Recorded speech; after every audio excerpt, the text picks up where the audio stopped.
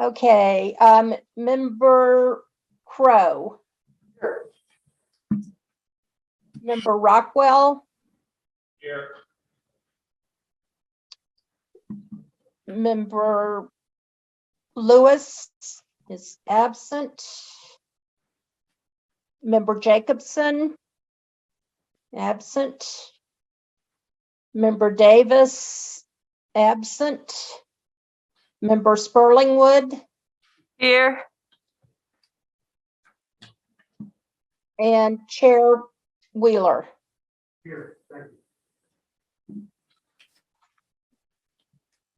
Okay, the roll call is like have an adoption of the agenda, either as is or modified. Any member like to make the motion to adopt? Move to adopt agenda. Rocco moves. Do we have a second? Second. Seconds. All those in favor, please by saying aye. All opposed, same sign. It passes. Our first discussion item is Gainesville Regional Utilities Fiscal Year 2020 conference.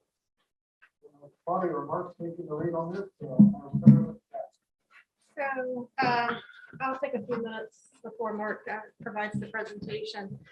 So this is the first budget presentation for the board for the FY23 budget cycle.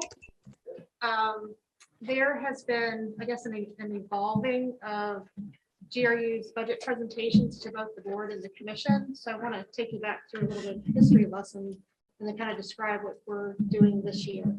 So Yeah, real quick. absolutely. Robin, are you hearing Claudia? Or is her mic on? I can barely hear you. Oh, sorry. Next to me. I was gonna say, I can barely hear you. Hello? Is that better? Okay. Okay, so I'll start over. This is GRU's first budget presentation to the Utility Advisory Board.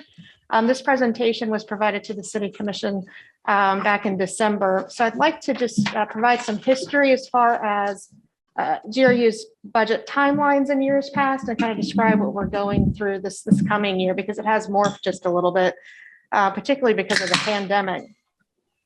So 2018, 2019, rolling into the budget years for 19 and 20, we had a request from, in particular, the UAB to provide much more detailed presentations to bring members up to speed. So over the course of 2 years, I think we did about, 34 budget presentations between the City Commission and the UAB. And then we entered a pandemic.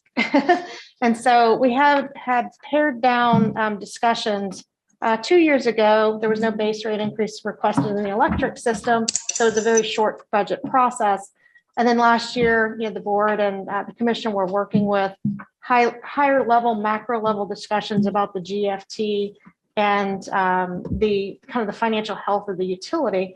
So this year we're entering back into the period that we had a couple of years ago, where we're doing presentations that are covering specific topics to allow for some discussion. And it's a lot easier to take the information in bites rather than all at once. So before 2018 or 2017, back then, we would do one long session, 8 hours, and another 4-hour session in July. So you kind of got it all together. And that's a lot to absorb, particularly if you're new. So anyway, so we're kind of going back to that original set a couple years ago to do these sessions in bite-sized pieces. So this first one is on debt. So what you'll hear from Mark tonight is the debt overview, update on defeasance activity, and then we're working on the debt policy and a credit metrics policy. The workshop that is scheduled on the 7th will be joint with the City Commission, and that will be rating agency overview. That is a pretty dense presentation as well. February 22nd will be cash, liquidity, and reserves, and we'll be looking at each system of the utility as far as what liquidity and reserves look like. Historically, we have talked about the utilities reserves and liquidity as the overall utility. Given some of the discussions lately about the gas system, telecommunications, et cetera, it'll be nice for the board to actually see how each system stands individually. March investment program overview. That's a relatively short one. In April, customer sales and revenue forecast. And then in May, we're moving in, essentially, you could call it the meat of the budget. So it's O&M capital and then fuels. And the budget resolutions are scheduled for September. So we scheduled this in a certain fashion because certain things are done at certain times.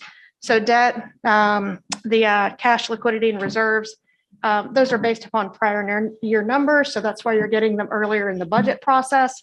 Where we're still working through O&M and capital with the operational areas. That's why it comes a little bit later in the process. So with that, do you have any questions before I turn it over to Mr. Benton? No, I don't have a question. I was going to say, Dawn Davis came in the room. Did you catch it, Robin, that Member Davis is now in the room? Yes, thank you. Thank you, Teresa. I have no questions at this point, other than I would ask Robin to please send those dates out as a reminder to all the board members after this meeting. Thank you. Go ahead. Thank you, Chair. Mr. Benton? And y'all just, you have a question as I'm going through, just stop me and shout out and be willing as we have. I think it's on. Green light. Maintenance of infrastructure is critical to the ability of the utility to consistently deliver services, particularly when that utility is a generating entity like we are.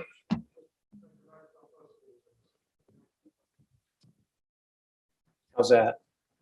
Do you even hear him on the microphone? I'm not, he's not going through the speaker system.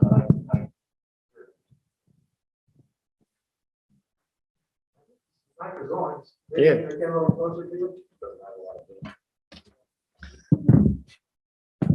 How's that?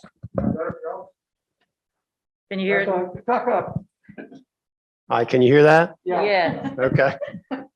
I don't want to get too intimate with the microphone, but there you go. Excuse me, Mark, before you, it's actually harder to hear the UAB folks than it is to hear you.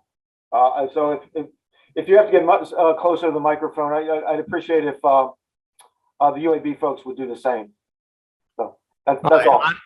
I'm going to try to stay very close to the microphone. Okay, thank you. Okay, like I said, maintaining infrastructure is critical to the ability to deliver service, particularly when you're a generating entity like GRU is.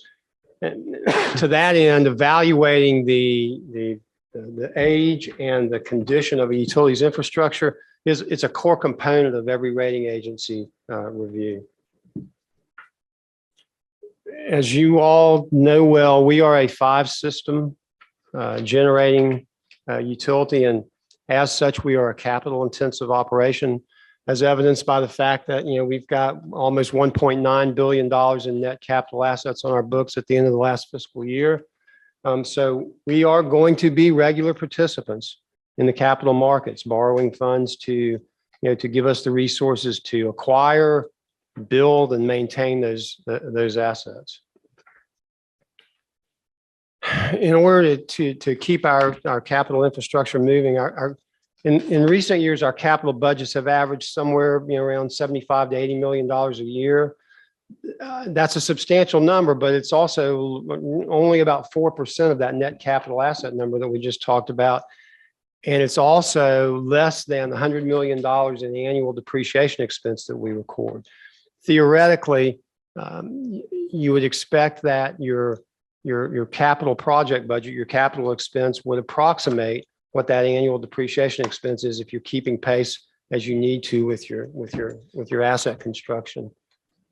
We split that, or we strive to split the funding of those capital assets on a 50-50 basis, 50% debt and 50% cash. And when I say cash, it's UPIF, our utility plant and improvement fund balances.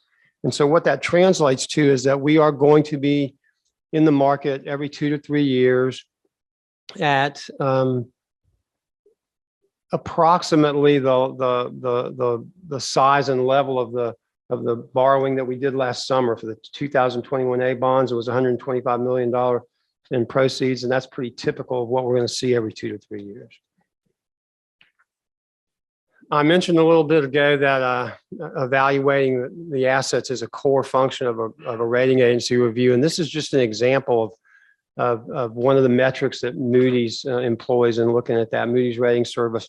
Their formula is they divide the net assets by the annual depreciation expense. They take that number and then they slot it into their rating categories, as you can see up here. If it's greater than 75 years, it falls into their AAA category for this metric. Between 25 and 75, it's AA. Between 12 and 25, it's A, and then so on. And what we've done here is put in by system what GRU's numbers look like. And you can see for electric, water, and wastewater, they fall in the A rating, the A category. Gas is in the BAA, and then GRUCOM is in BA. And just to remind you, overall, Moody's rates us AA. So in this particular slice, this particular category, they would look at this as we're not necessarily keeping pace with what our capital needs are. So the question comes up, why do we use debt financing? Well, even if we had the cash to completely, to 100% fund our capital expense, we probably wouldn't follow that practice. If you cash fund a capital project, the expense hits the books in that 1 year, the rate impact is in that 1 year. And so essentially you've got current ratepayers who are shouldering an inordinate share of the burden for paying for an asset that may very well provide service to ratepayers over 30 years. So when you issue debt, you spread the cost of that asset as well as its rate impact over the useful life of the asset. And so it mitigates some of that potential intergenerational inequity.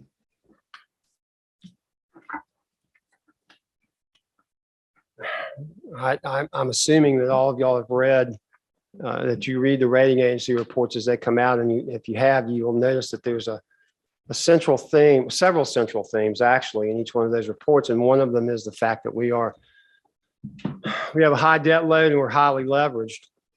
And that's certainly true on a comparative basis.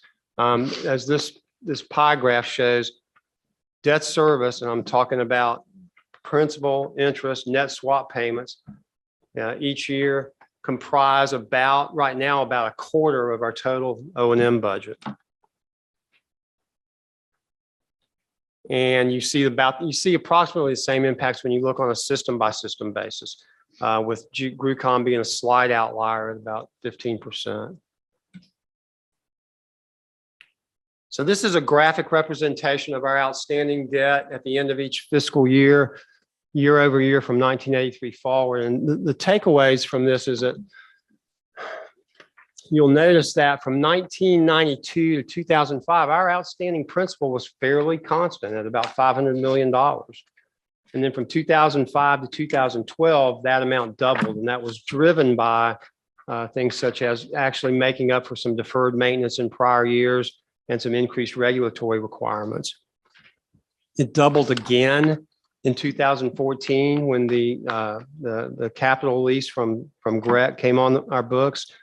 And then in 2017, it fell when we purchased the plant. And so you can see here the red portion of the bars is that piece of the debt associated with that capital lease. And the other takeaway here is that since 2015, when Mr. Bilarski came on board, we've actually reduced that outstanding debt by about 12%. We talk a lot about what the level is, and that's certainly true, but we have made some headway. Excuse me. As our debt grew, our use of variable rate debt and swaps to synthetically fix some of that variable rate debt grew as well.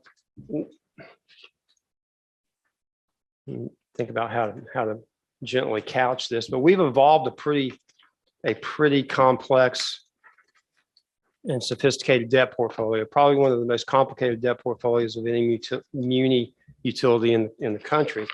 It requires active management and monitoring, and use of that variable rate debt as part of that management with the goal of reducing our overall borrowing cost. But part and parcel with growing size and complexity is increased rating agency scrutiny. Excuse me, I'm gonna take a drink. Are there any questions so far while Mark is taking a drink? Here.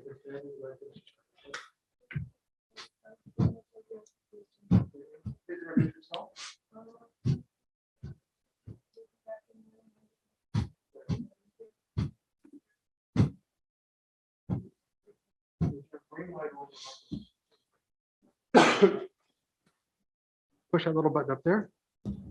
Yes, Very good. Thank you. thank you, Mr. Chairman. So I came to ask, where's the solar roof? Where's the solar roof? GRU should have a solar roof. They shouldn't be, it should be compared. Do they want to cut trees and just minus this tree sanctuary?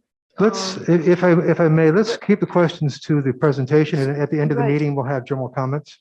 Right, it's very important. The people want GRU to Okay. go solar, okay, as soon as possible. I All of appreciate your it, yes. buildings, all of the city, every building that we pay taxes on Yep. Okay. needs to be solar so that we have a consistent income. Thank you. So let's hold those comments for the end of the meeting. Let's go ahead with the presentation now, and then if you have questions about the presentation. Thank you. Thank And if you. you turn your mic off from your, Thank you, Mr. Thank you. Chairman. Mark, go ahead, please. Okay, these next two slides, Member Crow, you asked, or you brought up a good point a couple months ago when we were, I think it was when we were in front of you on one of the liquidity facilities. And you asked, you made the comment that we seem to, on a recurring basis, come in front of you with, with pieces, and requests of the debt, but you never get to see the whole thing at the same time. So we've got a couple slides in here to address this, but this is the first one.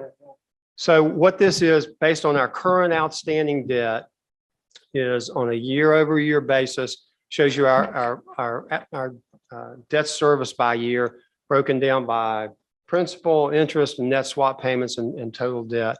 And the takeaway I want to point out right here is if you look at 10/1/25, you'll see a jump. You'll see a spike between 98 million to $107 million. And I want you to keep that in mind because that's something that we're putting some programs in place to address as we go over the next couple of years. I have a question. Can you explain net swap? Yes, we're going to go, actually, we're going to spend some time. There are a couple slides further down that we're Okay. going to go through the swaps, but I'll address that now. On our swaps, we enter into agreements with counterparties on the swap to hedge some of our variable rate debt. Under the terms of those agreements, we make a fixed rate payment to the counterparty and we receive a variable rate payment. Now, depending on how rates have moved and the structure of those particular swaps, we may receive money or we may pay money. And that's why it says net swap payments. And as you can see, as you get down through 2034 here, we're making payments through 10/1/33, and then it flips in 10/1/34. We're projecting that we're going to have receipts off those swaps. But we're going to there's a couple slides where we're going to walk through the mechanics of a swap, Okay. probably more than you want to hear about it. Mark, can you go back one slide? So Mark had, sorry, another one. Going back to this one. There you go. Mark had mentioned GRU's debt portfolio is one of the most complex portfolios, particularly for a municipal utility. And it's been shifting in that fashion for, goodness, probably about 16 or 17 years. So if you look here, back in 05, 06 is when the utility started issuing variable rate debt. And if you see the spike in the debt, when you have a spike in debt service, so it's sort of like your mortgage payment's going up, you need to figure out how best to pay for that. And at the utility, it's base rate increases or looking to reduce your total costs. So the variable rate debt has actually performed pretty well for the utility as far as reducing potential interest costs that we could have paid out. It could have been much, much more. But the complexity started back in 04, 05. And as the utility entered the period right before the biomass plant was scheduled to come online. So I'm going to kind of give you a little bit of history here. The fuel portion of the bill was scheduled to go up significantly. So there's two pieces of your basic bill, other than taxes, it's your base rates and your fuel piece. And the fuel piece, and you guys remember from the community that it was scheduled to go up significantly. So the overall customer bill was going to go up quite a bit. So GRU and the CFO at the time entered into a debt restructuring. And what that essentially did is it pushed out debt service payments. Just to put it simply, it pushed out debt service payments to reduce that debt service in the years that the biomass plant was coming online to reduce the customer bill. So that was the debt restructuring from 2012. And when you hear us talk about it, we call it the 2012 transaction because that's the year it was completed. So fast forward to 2019, for some of you that were with us in 2019, the DIS savings from that restructuring were coming due in 2019. Because once you push your mortgage payment out of your debt service, eventually it starts to come due, and that was in 2019. And the utility was faced with dwindling cash reserves. This is when I was coming on as CFO, so working with Ed, the UAB, and the City Commission. We put in a cash balance reserves policy, but we did perform the 2019 restructuring, which did essentially the same thing, but it had some more components attached to it. So fast forward to 2025, that spike you're seeing in 2025 is the DIS savings from 2019. So we don't want to do restructurings. That is not something that I like to come to the board and say, we need to do a restructuring, but there are reasons for those restructurings because of limited base rate increases for years in the electric system. So at some point, you've got to find the money from somewhere. But the utility is in a really, I'm going to call it a more positive place now of not looking to do another restructuring. We're looking to do debt defeasance and debt reduction. Mr. Chair, I want you to note for the record that she did not use the word tranche. Very good. Or a launch. Thank you. Right. But I know it's a lot when we're talking, we live and breathe this, but you know, there's over a decade of activities that kind of lead us into where we are with our current debt portfolio. And it's a balancing act. It's a balancing act between managing the capital budget plus the funding sources to actually keep that capital moving. Because I think we can all agree we need to maintain the system. And that's how you do that, by having that capital infrastructure. But going forward, we have to be very cognizant as far as our debt, our overall debt load, because we are highly levered. This portion of the city is very highly levered because of the debt that we have.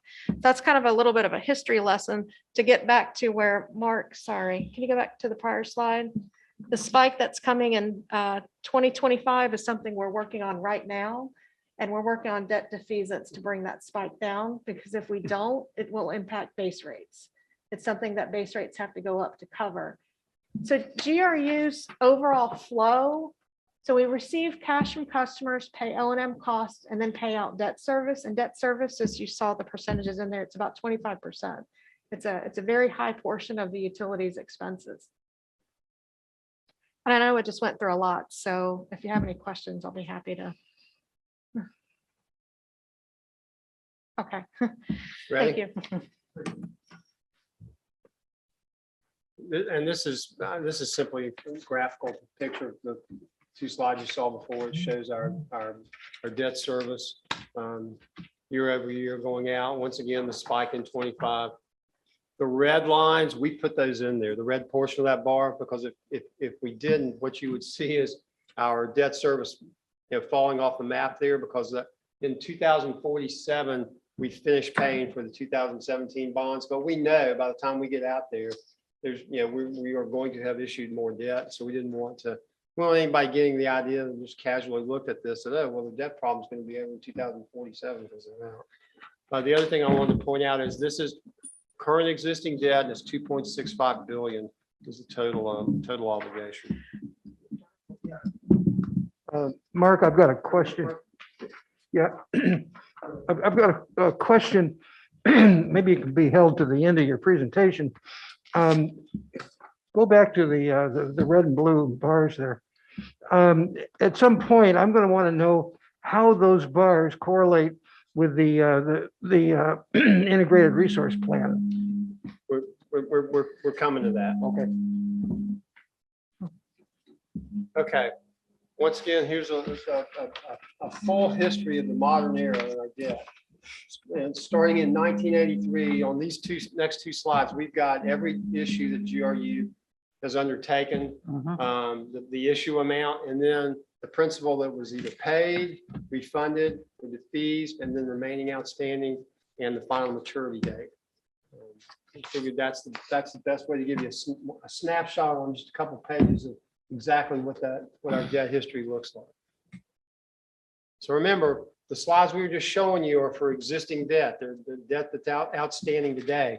This slide, it's the same concept, but what we've added in here is what is the debt service that we are projecting that we will pay on, in addition to our existing debt, for our borrowings through 2030. And you can see that number jumps up from 2.65 billion to 3.2 billion. And then member Crow, to your question, obviously everybody's aware that the commission has approved a 100% renewable policy by 2045. The 2019 integrated resource plan determined what kind of assets we would need to meet that goal, not only what type of assets, but the level, the cost, and the point in the continuum over that time through 2045 when we would be bringing them online, and the cost to finance them.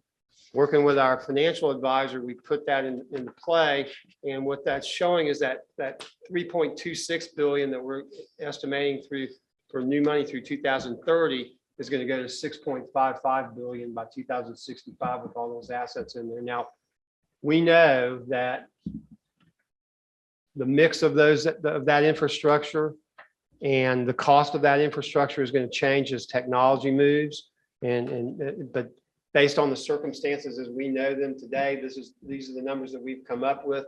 And I know that we're already in the process of looking at beginning an updated integrated resource plan to freshen those numbers.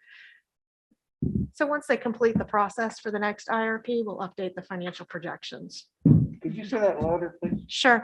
So once the next IRP and even the subsequent IRPs, as they move through the process, not just the coming one, but of course, I'm assuming follow-up ones as technology changes. So every time we get a new IRP with new valuations, we'll update the financial projections and provide that as well. Does that answer your question? Well, originally there was a question as to whether the numbers in the IRP matched these numbers. These are net present value numbers, and the numbers in the IRP are not, as I recall, right? These numbers that we're showing you here, they are not net present value numbers. This is projected debt service for year over year. Regular debt service. Yeah. And just to clarify, you did say that this is an estimate based on current technology. We realize that this could be seriously higher than what it might possibly be. This is a worst case scenario. Sorry, Mark. I was going to say, I'm not sure I'd describe it as a worst case scenario. I'd describe it as the scenario that was put together in 2019.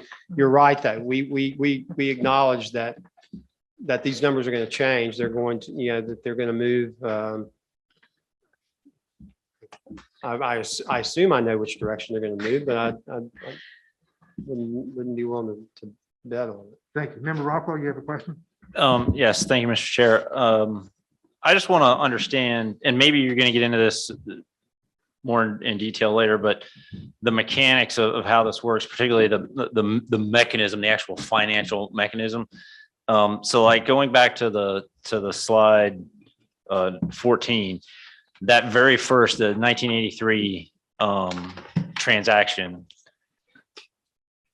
So I understand correctly. So GRU had $186 million of debt, and then what they sell bonds basically. Yeah, we sold $186 million in bonds. And so then you paid down $13,530,000 of that debt, presumably at a lower interest rate than you would have, and got the balance back from whoever the bondholders, or What we did was we pay, as you pointed out, Member Rockwell, we actually paid to the original bondholders $13,530,000 on schedule.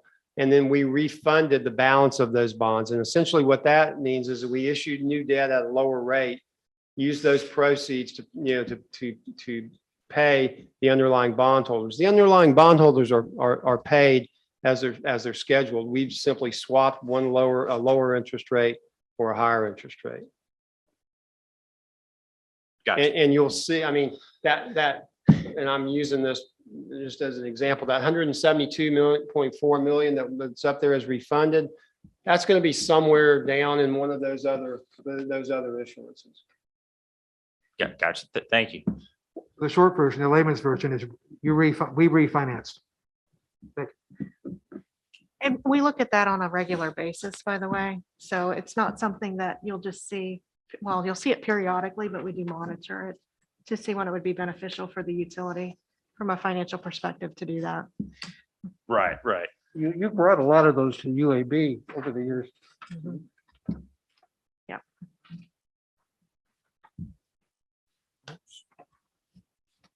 And we talked about the fact that as our debt load grew, the composition of our debt changed as well. And this chart represents the composition of our debt at the end of last fiscal year. You can see we have about $1.1 billion of original issue fixed rate debt, another $536 million of original issue variable rate debt that was subsequently synthetically fixed or hedged. And then we have about $104 million of unhedged variable rate debt. So what that translates into is that around 94% of our debt is either fixed or synthetically fixed.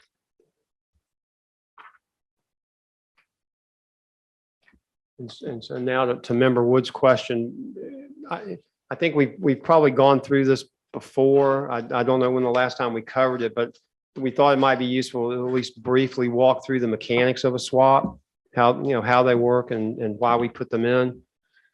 So as I pointed out, as I mentioned earlier, we issue original variable rate debt and we're making a variable rate interest payment to the original bondholder, right? We then entered into a swap agreement with a counterparty. Under the terms of that swap agreement, we receive a variable rate payment from the counterparty and we make a fixed rate payment to the counterparty. The variable rate payment that we receive from the counterparty hedges or offsets that variable rate payment we're making to that original bondholder. So that what we're left with on a net basis is a fixed rate swap payment. So essentially what we've done is we have moved from variable rate debt to a fixed rate swap payment. That's what we talk about when we say we're synthetically fixing variable rate debt. And the key there is that the fixed rate swap payment that we're making is lower than the interest rate we could have gotten had we originally issued the debt in fixed rate form. An example of that is what we did with on the 2017 series when we bought DHR. We issued three series of debt simultaneously.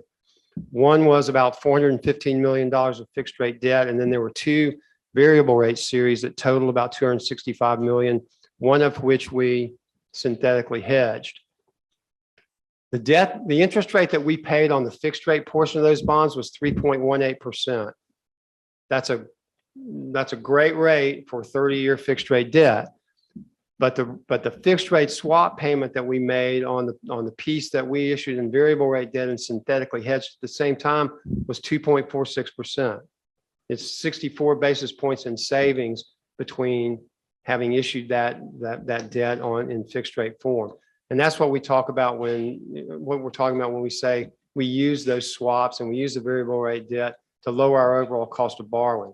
Now, full disclosure, be totally transparent, there is an increased element of risk in using swaps and that's entailed in using those swaps.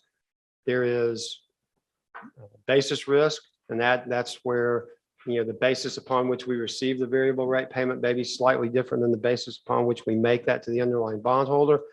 And there's counterparty risk. There's the risk that the individual that you enter into the swap with can't perform under the terms. But the key to that is to be aware of what those risks are, to acknowledge them, to evaluate them, and then mitigate them to the best of our ability by, number one, contracting only with highly rated, financially strong counterparties, and then negotiating very favorable swap rate agreement provisions. So hopefully that wasn't too much on the mechanics of a swap, but that's the way they work. Member Woods, do you have further questions? Robin, for the record, Member Jacobson is in the room. And this next slide is the same thing, just in schematic form for those who prefer to look at the picture than listen to me ramble about it. That's what that's how swap works. In recent years, the inflation rate has stayed pretty low, so your gamble has paid off really in the variable rates. Yeah, and I'm glad you used the term gamble, because we put hedges in place they're not speculative, and they're not to make money. When we put a fixed to floating swap in place like we have with these, when rates are falling, as you mentioned, the rates that we are paying on the underlying debt are impacted by the same forces that are moving those swap rate payments down. So we're essentially, we are, for the most part, we're indifferent to how those rates move. If the rates move up and we're paying a higher rate on the original underlying variable rate debt, then we're paying higher rates to our counterparty. So it's really there to hedge that rate movement. It's not there to make money. It's not there to speculate. It's there to like I said, offset or hedge the interest rate risk we've gotten from that original variable rate debt at a lower rate than we would have paid if we originally issued in fixed rate form. Yeah, I'd add, Mark, that, in response to Mr. Crow, I don't know that, any of us are that smart to try to beat the markets. I'm not trying to disparage the BFA group, but man, we never try to beat the market. We try to hedge our risks, which is a big distinction. But you're right. I appreciate you recognizing the fact that we've done pretty well with it. Okay, we talked about the fact that we've got a fairly extensive variable rate profile. You can't administer a variable rate debt program without maintaining liquidity facilities. These liquidity facilities are in place to provide principal to pay the maturing variable rate debt in the event of a market disruption that keeps us from being able to remarket those funds. As you can see on this table up here, we've got a list of all the liquidity facilities that we have in place that support our variable rate debt program, and there are a lot of them. And they expire about every 3 years, and we stagger them. So we try to stagger them so that they are not all coming, or not many of them are coming due at the same time. Well, the result of that is that you see them on a fairly regular basis. And I think that's part of what, lends to the image that we're always coming before you and talking about debt. We are frequently coming before you to talk about these things. They're not new debt. They're simply renewing the facilities that support the variable rate debt. And to the point, you can see at the bottom of this, we'll be coming to you in February or March to talk to you about the fact that our 2019 C, the facility that supports those variable rate demand notes is expiring, as well as the taxable line of credit with Truist Bank. So.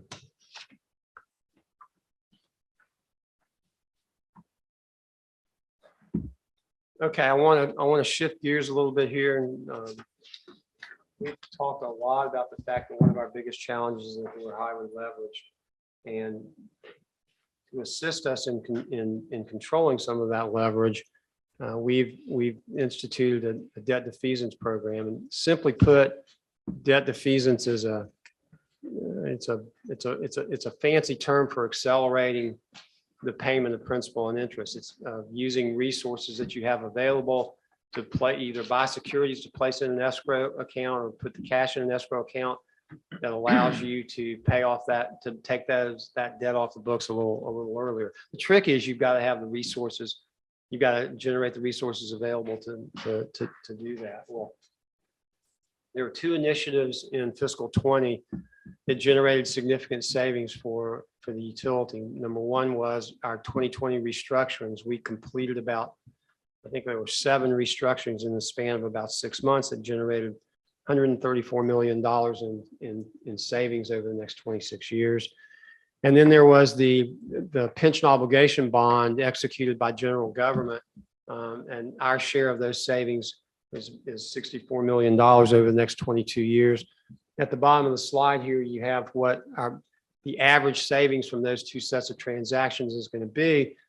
5 million through 29. Then for the next 12 years, it's about 10 million a year and 4 million a year for the next 5 years after that. As part of their approval of these transactions, the commission directed that these savings be used towards the debt defeasance program that we had put in place. And here you go, Member Crow. The commission approved the first tranche of those defeasance transactions back in June. We've got about, and that first tranche was to go through September 2026. By that period of time, we estimate we'll have about $31 million in savings that we can put aside to utilize for this. I want to take you back to that spike in 25 and 26. Our first efforts are focused on addressing that debt service spike. The initial bonds that we targeted for that were maturities of the 2009B and the 2017 A, and in October, we completed the first set of transactions. We legally defeased some 25 and 26 maturities of those 2017 A bonds in the amount of about 7.2 million. And on the 2009B bonds, we did an economic defeasance of some 2025 maturities of about $1.1 million.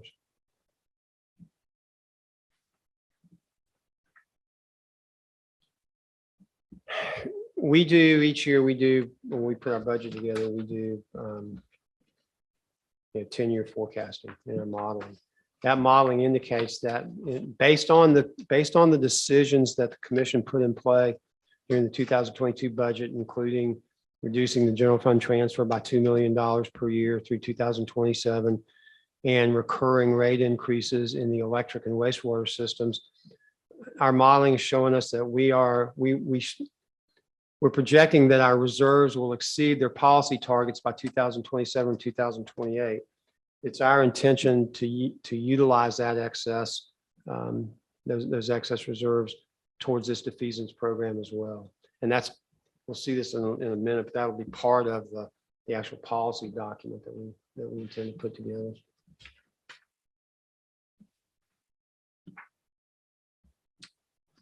So, talking about our financial metrics policy.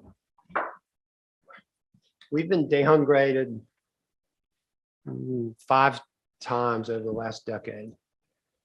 And that's in spite of the fact that we worked diligently to do what we could to protect that bond rating for a number of reasons, not the least of which is to try to avoid the related financial impact of the organization. What we came to acknowledge was the fact that while we were doing that, we had never really gone to the city commission to codify what level we thought our financial metrics should be targeted for. So we worked with our financial advisor, and using rating agency criteria for certain financial metrics, we've identified some key metrics that we want to establish targets for. And we'll be bringing this policy to the commission in February or March. At the bottom here, we've identified the 6 metrics that we want to look at, and I'm going to walk through them quickly. If you have any questions, please shout them out. First one is days cash on hand. Essentially, this estimates based on the amount of available reserves we have, how many days of our average operating expenses can we cover. It's a measure of financial security and our ability to deal with uncertainty. Our target here is 250 days. And as you can see right now, based on Moody's formula, we were at 201 days after at fiscal year end. Under S&P formula, we were at 288 days. And that kind of demonstrates one of the anomalies in working with the rating agencies. They all have different formulas for their metrics. And so it can lead to some, notably different numbers. Days liquidity on hand is very similar to days cash on hand. The difference is that it adds to that available reserve number authorized but unissued commercial paper lines and lines of credit. Our target for this metric is 300 days, and we're well above that target level right now under both formulas, Moody's and S&P. Debt service coverage, it measures our ability to meet our debt obligations, and it's simply it's the available cash over our annual debt service number. Our target's 1.7. We're at 1.9 under Moody's and almost 2 under S&P.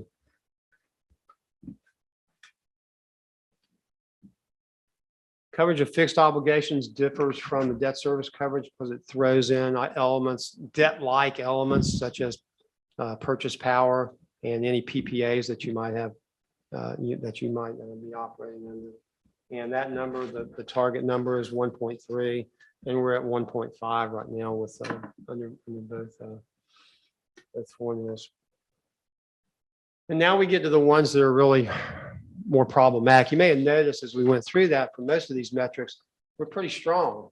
Our liquidity metrics are strong. Our coverage metrics are good.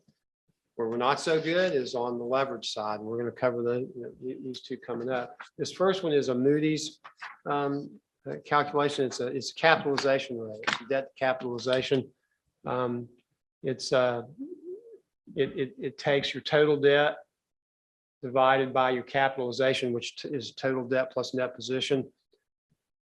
Our target is a 70% capitalization rate. Right now we're just above 80%. And this one is the Fitch leverage calculation. And essentially what it does is it measures your outstanding debt compared to the cash flow that you've got available to service that debt. It takes the outstanding debt at the end of the fiscal year and divides it by your funds available for debt service to see how many times that debt is over that number. And we are currently at 989 under Fitch, and they'd like to see us around 8. Now, those numbers sound small. We're talking about going from 80% on the Moody's to 70%. And then on Fitch going from 9.89 to 8. These are tremendous lifts. They're not something that's going to happen overnight. They're longer term goals. For instance, on the Moody's number to go from 80 to 70, assuming our capitalization stays relatively constant, we'd have to eliminate $200 million worth of debt. So this is not something that we're going to be able to deliver overnight. And then finally, Claudia mentioned the delevering policy, or really the debt reduction. Gotta save the date. Oh, the first data mechanism. Yeah, mommy. Somebody at Zoom World who has your microphone on, if you would please mute your microphones while you're listening, we'd appreciate it. Thank you. Well, I'd finally driven somebody over the edge. It happens in every presentation. We almost got through it. So we've talked about a lot tonight. We are considered highly leveraged by all 3 rating agencies. We are proposing bringing a policy in front of the city commission that contains 3 elements. Number 1 is continuing as directed by the city commission to utilize the savings generated by the 2020 debt restructurings and the 2020 pension obligation bond towards our debt defeasance program. Funding at least 50% of our future capital projects through UPIF, our Utility Plant Improvement Fund. And as we just talked about, when those cash balance levels exceed their policy targets, utilizing all or part of that money to go towards the debt defeasance program. And as we just talked about, the ultimate targets for those for the delivering policy is to reduce our capitalization rate and our leverage rates down to the levels that the rating agencies are more comfortable with. And that is everything I have. So if you have any questions, I'll be happy to try to answer them. Yes. Member Davis, you have a question? Please go ahead. It's just definitions. The first would be net position. Net position. So it's essentially, if you're looking at a balance sheet, assets, liabilities, and it's the difference between the two. So for GRU, it's right around 400 million. So it would essentially be your equity, right? Exactly. Yeah. And Member the Davis? Your what? equity. In the governmental world, we call it net position or net fund balance, but really it's your equity. Okay, Yes. I understand. The other is the difference, really an explanation of both the legal defeasance and economic Yeah. defeasance. A legal defeasance is when you create an irrevocable escrow to defease debt. When you create an irrevocable escrow, you can immediately take that outstanding debt off your balance sheet. And that's what we did with the 2017 A's. An economic defeasance is when you create a revocable escrow. And the reason that we did that for the 2009 Bs is that those 2009 Bs are Build America bonds. The federal government gives us, writes down the interest rate on those bonds each year to a certain degree. Had we created a legal defeasance, we would not have been eligible for that write down from the federal government. So it was to our financial advantage to do an economic defeasance. Put the mechanics are almost the same. Put the assets in the escrow, but make it a revocable escrow, and then we can use the federal buy down. May I have another question? All right. I assume that the security for the bonds is the income stream from the utility. But what I don't know is whether that income stream is the income stream from all aspects of the utility, or whether the wastewater is separate from electricity. So I wonder if you could talk about that a little bit. It's all revenue. It's all revenues. We pledge all revenues. It's all revenues per the bond resolution. But for each system, they stand separately. So wastewater pays its own debt service. Same with electric and water. So they're treated as separate enterprise funds. So any debt that's incurred by the wastewater system is paid by the wastewater system revenues. But for purposes of the bond resolution and the bond holders, GRU is looked at as one utility. And then I just have one more question. If you go back to the page where you have that was early on, where you actually broke out the debt for wastewater or your assigned debt for wastewater, say, electricity and that kind of thing. And then you look at the percentage you're allocating to the general fund transfer. Those vary quite a bit. And I wonder how you arrived at the percentage transferred to the general fund for each category, each of the 5 categories. It's the Further back, it's a debt portfolio. this one. You could use any of them. Just the idea is just why not have 10% go or 8%? The share of each system's revenues that goes, or the share that goes to the general fund transfer is based on the split of the revenue by system. And that's based on audited financial statements. So you're running a year behind as you're planning this next year's budget cycle. Well, I think that's my question is if it is based on the revenue, why does it differ? Why is it 8% in one case, 11% in another? In other words, why are you transferring different amounts of that revenue? I have to admit, I'm not sure I'm following your question. Which slide are you on? I think he's on 8. Now, let me go back over here. I think it's 8, Mark. Hey, Mark, this is Ed. I think it's a really good question they're asking. You would sense that, there should, I mean, what I think Member Davis is talking about is, why is there not a formula, for the GFT where you would see that, instead of 25.47 to 23 points or whatever those numbers are. Oh, no, I'm missing some of those on the GFT percentages. You would think it would be the same percentage, across all board. Isn't that what you're getting at, Member Davis? Yes, exactly. Why not? I'm still not sure that I understand the question. So you want to point out which number you're talking about? If I may, if you go to electric, you see that it's 7.88. If you go to water, you see it's 11.38, wastewater 10.88, gas That's 6.97. that's because the percentage of revenue that should represent the percentage of revenue for each one of those systems. In other words, GFT for water represents 11% of their budget. That's all that means. That's not, we split the GFT allocation by the revenue associated with the system, but this represents the share of their budget.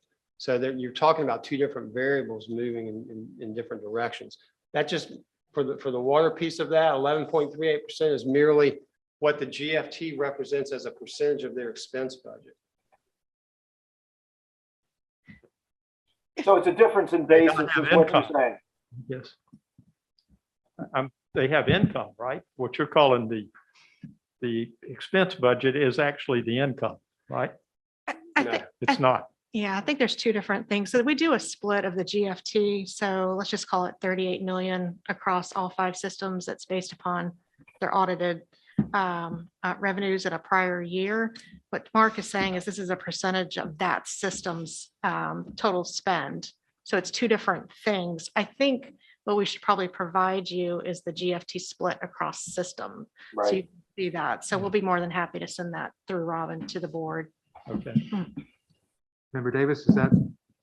That's a good question. So we'll be careful as we move forward to distinguish between that. Before we go to the public, do I have any other board questions? Okay, we do have a person from the public here. Please identify yourself and ask your question.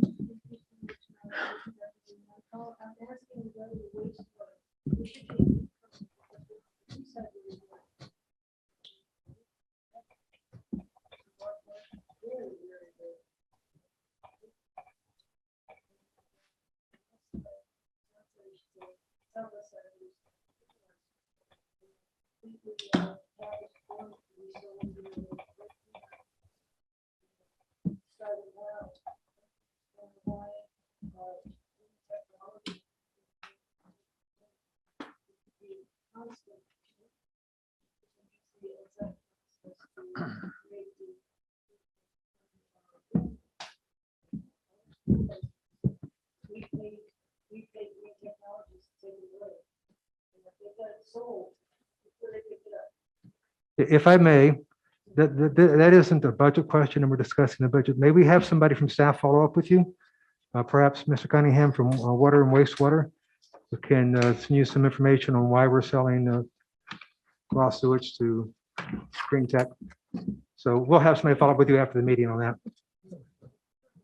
Fertilizer. Okay. Thank you. And Robin, did you get that for the record so we can follow up? Okay. Thank you, Bobby. No, sir. Actually, I was not able to hear that question plainly. If you could maybe repeat it for me, I'll make sure I get it. Ms. Resnick is taking the bull by the horns. She is providing contact information, and we'll have It's has to do with the sale of fertilizer from wastewater treatment plants. And I believe, Okay, great. yeah, so we're going to have somebody follow up with the questioner after the meeting. So it's Perfect. Thank yeah, you. several questions. Yeah, thank you. Welcome. Member Crowe. To beat a dead horse again, I've heard your entire presentation, but it seems to be all how we got to where we are now and what we have because of it. What I said earlier is what I want to know is what's going to happen to debt service based on various scenarios in the IRP. Now, have you run those numbers? We have not, as I think, as Ms. Rasnick mentioned, as the IRPs are updated and those numbers change, those capital numbers change, we'll rerun those projected debt service levels. What you saw today up there is what we have based on the 2019 IRP. We know those numbers are going to change over time, so we'll be rerunning those projections probably in a number of iterations as we move forward and that IRP is updated. Well, when you say that these are based on the IRP, there isn't really a plan in the IRP. There are a bunch of options, right? So did you choose one of those options? We chose the baseline option, and we looked at what those capital assets would be that would be feathered in over that period of time, what the cost of those, the estimated cost of those assets are, what we would have to borrow based on, we ran the assumptions at the same, 50% debt, 50% equity ratio, and then developed what we thought that working with our financial advisor, putting those pieces in over time, how that debt service would be impacted. That's what was in that 6.55 billion. Okay, so to said otherwise, then this is the numbers that are resulting from the baseline. Okay. With full recognition that they are going to change frequently and maybe significantly as we go through time. Do I have any other board member questions? Do we have any public comments on the budget presentation? Is this on the presentation, on the budget? Please go ahead.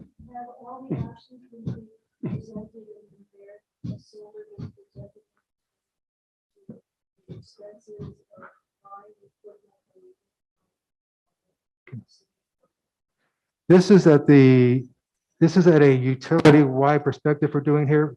We're not looking at specific projects or programs. We're just looking at the overall budget for the next 5, 10, 20 years. So we wouldn't be getting into that level of specifics in that presentation tonight. We had steady income that we would have from solar, which would be immediate. Yeah. It would be immediate, non-ending, and we would be getting our feet out of the swamp. We do have a power purchase agreement contract underway. It's in progress now. I don't have the latest on it, and I don't think we will for a little bit, but hopefully we will hear something soon about having a solar array in the county. I would like to know who to speak to regarding that and do some research, who's been voting against it for the last 10 or so years. The power purchase agreement was with Origis Energy. There's been some discussion about siting. I think that the parties involved are still working on the siting decision. Should be every single building that GRU owns, and it should be a full investment in your company and in the city. I appreciate it. Distributed solar is a very technical issue, involves building angles, tree cover, et cetera, et cetera. So I will say that GRU is working on a solar array now, and we hope to have it in place soon. We hope. Where's that information that we could do research on It's been a distributed series solar? of public meetings over the last 2 years, and you can get information from any of those meetings. Most recently voted on by the county commission. And it has come before this board and the city commission, and is available through minutes from any of those public meetings. Thank you, sir. I can help you out, Chair Wheeler. Mr. Dolarski, please go ahead. Yeah, if I could say, we entered into this power purchase agreement with a Regis back in July 21st of 2020. And it had milestones that were laid out in section 4.1.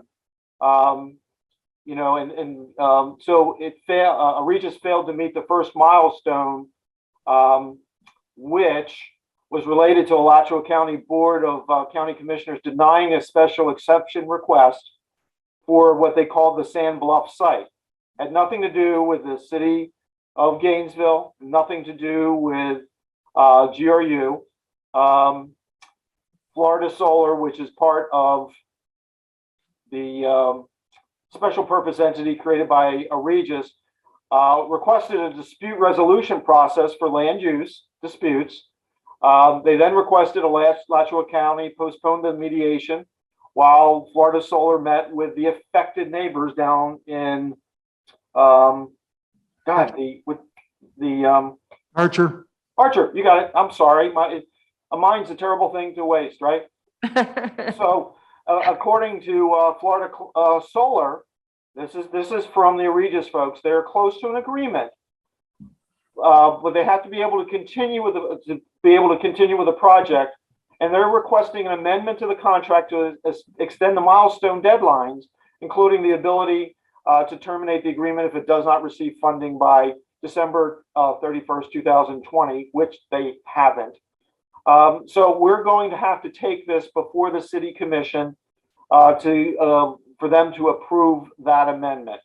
And the city attorney for Gainesville is recommending doing that so they can proceed in due course. And we think with that we'll be able to move forward, and there can be reconciliation if you will, of the neighbors and the developer. So I hope that helps. Thank you, Mr. Barlarski. And with the UAB would request that you bring that amendment presentation before us as well. Sure. Thank you. Member Crowe, you have another question? So let me just address her question. Mark said that these numbers are all based on what's called the baseline. The baseline assumes 80 megawatts of solar by the due date. Of course, there's zero right now. The Origis was for 50 megawatts, and then there's another 30 that's thrown into those numbers. But there are a number of other different options in the current IRP, the integrated resource plan. So there are numbers where you have higher percentages of solar, but the one that Mark's numbers are based on is the baseline that has 80 at the end point. Thank you, Member Crowe. Ms. Resnick, you have a comment to make? Surrounding next steps for the budget.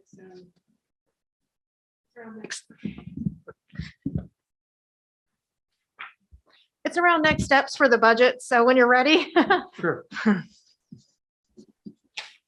Oh, so the debt portfolio review, it was important to do that particular one first because the next one is rating agency and the metrics, because obviously the size of GRU's debt portfolio and the complexity involves a lot of interaction with the rating agencies. So they monitor the utility on a regular basis throughout the year. You know, they look at news articles, those sorts of things. They reach out and ask for information. Obviously, when we were coming to market, we talked to them about, whatever issuance we're doing. But the next presentation is going through the rating agency mechanics. So it's going to be a very dense presentation. So I think it's good just to remember the reason why we're doing that is because of what we just covered here, which is the outstanding debt at the utility and the need to issue more debt, obviously. Thank you, Chair. Thank you. Robin, do we have the ability to take comments from Zoom? Do we have anybody monitoring hands, or I don't know, we've really done it on workshops before. Good evening, this is Shelby with the virtual public comment team, and we do not have anybody on the phone at this time. Thank you so much for chipping Okay. in there. Do we have any other? Mr. Chair, we do have Nancy Darren online, and she would like to comment. Ms. Darren, if you would unmute yourself. Hi, Nancy Darren. Sorry, that public comment line button thing, I couldn't get it to work. But anyway, thank you, Robin, for seeing my hand up. I was just curious around the debt swaps with interest rates having been so low and the Fed's actions over the past years. And I know these are pretty what is often called plain vanilla swaps. I was just curious, though, given all the volatility and the questions around inflation, potential rising rates, which personally I don't think is going to work very well. How does that change the picture within this decade as far as how the swaps will work and to our benefit or putting more strain on us? Thank you. If variable rates rise, the variable rate payment that we receive from our counterparties will go up. So from a swap standpoint, that'll benefit us. However, as I pointed out before, the underlying variable rate debt that we're paying to the bondholders of the original variable rate will move up as well. That's why I was saying the way we've structured these swaps, we're relatively indifferent to that movement, because what we've done is if we've structured them properly, and we've hedged that interest rate risk. So to your point, from a pure swap standpoint, rising rates will benefit us because we're paying a fixed rate swap payment. We're receiving a variable rate swap payment, but our underlying variable rate debt will go up as well because the same market forces impact, what we're paying there. So we shouldn't see any particular net impact from rates moving in either direction. That's why they're swaps. That's why they're structured such that they're not speculative. Thank you. That was very helpful. I appreciate it. Thank you, Ms. Darren. Do we have any other further comments? Robin, any other hands up? No, sir, I don't see any. Shelby, do we have anybody online at this time? We do not, but if it's helpful, I can go ahead and announce that number. I believe it was on the agenda too. It's at 1-800-742-1099. Thank you. Thank you. Thanks. Okay, we've heard the presentation from staff. No action requested on this. We'll have a series of meetings coming up, as Claudia just described to us. Our next one is, you said, February 7th. Yes. That's a joint meeting with the City Commission. That's going to be here. Yes. Okay, thank you. And then there'll be a series of meetings after that going forward. Yes. Very good. All right, let's move on to update on natural gas rebate policies. Happy to see Member Jacobson here, and I hope that all your questions are answered. If we could just go ahead, I don't know who from staff is going to be making this presentation. Yeah, I think Mr. Brown is here for that. Are you still on there, Tom?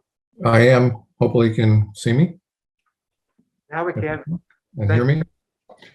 I can assure you that Mr. Brown will not get into a discussion of swaps when he talks about gas rebates. Is that correct, Tom? Yeah, this is just one of 20 meetings we're going to have on this subject. I'm just kidding. Looking forward to it. Hopefully we'll get some towards some resolution on the question was asked. But good evening, Chair Wheeler and members of the UAB. Tom Brown, Chief Operating Officer for GRU, and I'm here to try and answer or expand a little bit on some of the questions that were asked by Member Jacobson and others, and hopefully provide a little bit of clarity on what we put together. So I was going to ask Robin to share the presentation with you, and we'll walk through it. And hopefully I'll be able to see if there's questions during the presentation. Please feel free to somehow convey to me that you have a question, and we'll stop and talk about it. And we'll go from there. So here we are. Yes, slide number 1, obviously. And of course, slide 2 really is the question from Member Jacobson is does GRU make more revenue from selling gas or electricity? And it's an excellent question. And the answer, like many things in life, it depends. There's a lot of things that go into it. So as we go through this, we'll hopefully provide some insight as to why maybe it's not quite as black and white as you might think. So next slide, Robin, please. We do have a Question for Member Jacobs. Just on that question, so I have a very specific question, is what's the revenue per therm? What's the profit per therm of selling natural gas, and what's the profit per kilowatt hour of selling electricity? And do you have the answer to that? I believe we have an answer to that, yes.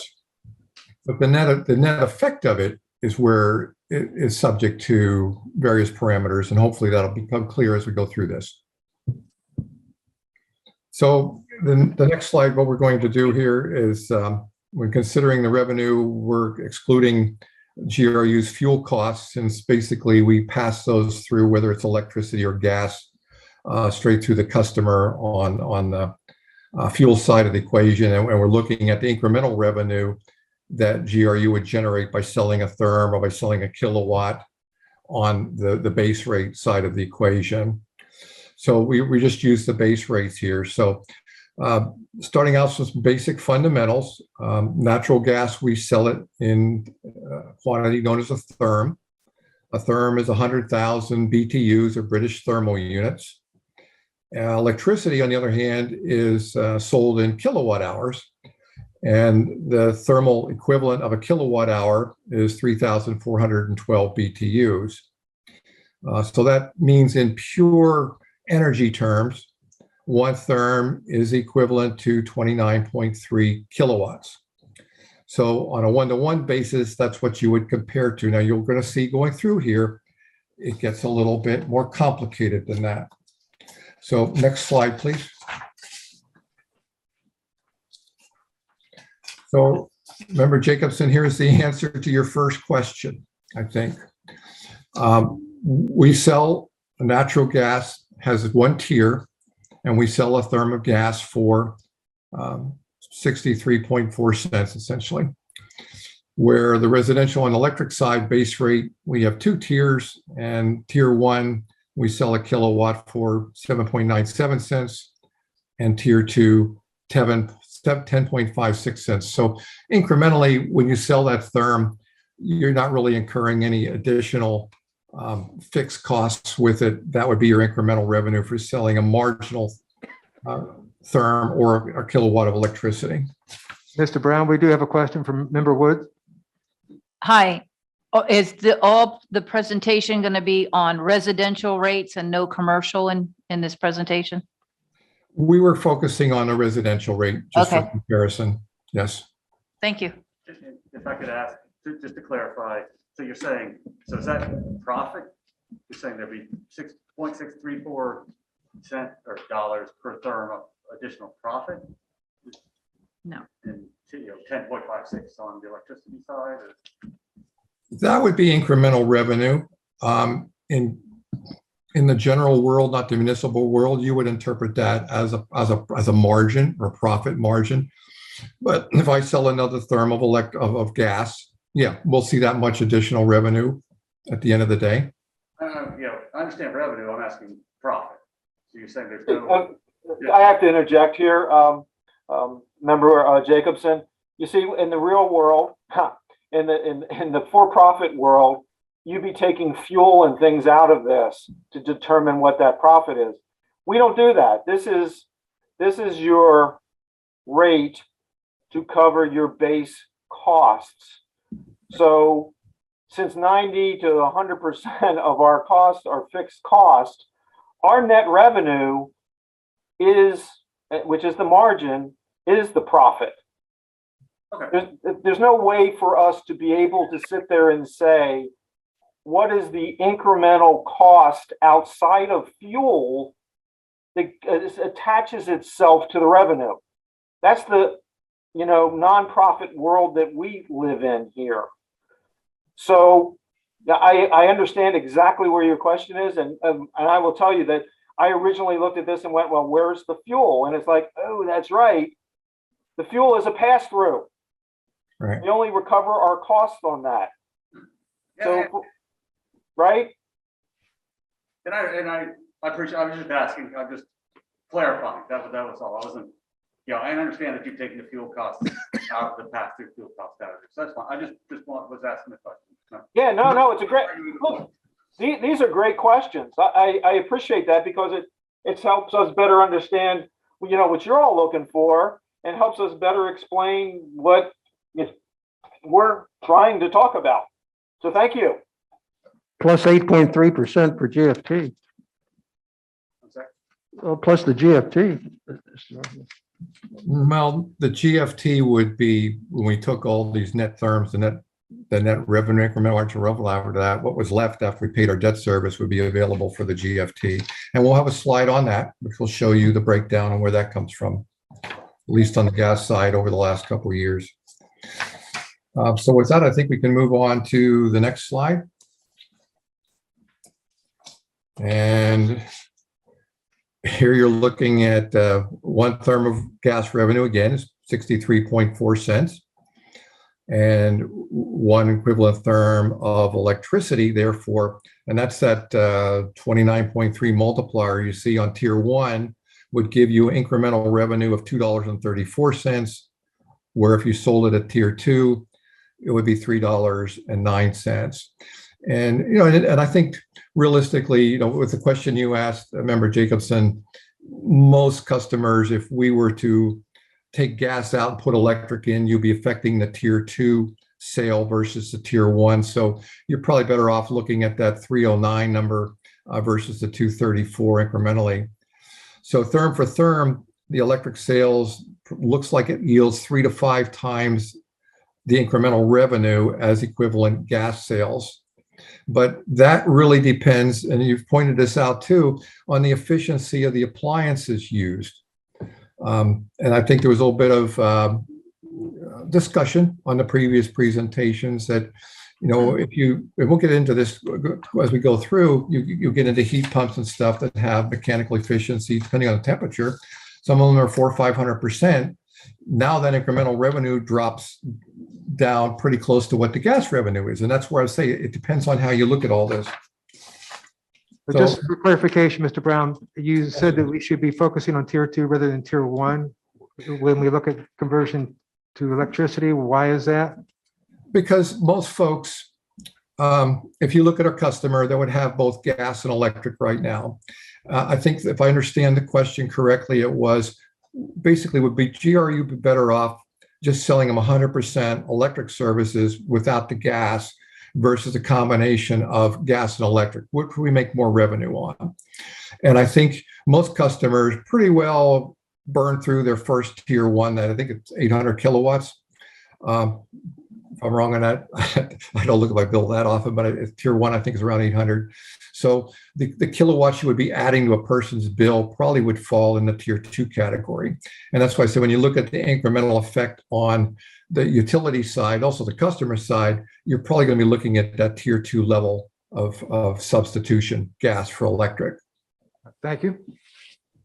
Okay, Robin, I think we can go on to the next slide. So, and here's where things get a little more complicated, which was the efficiency use in appliances. The primary drivers for residential natural gas use, at least in Gainesville, are water heating and home heating.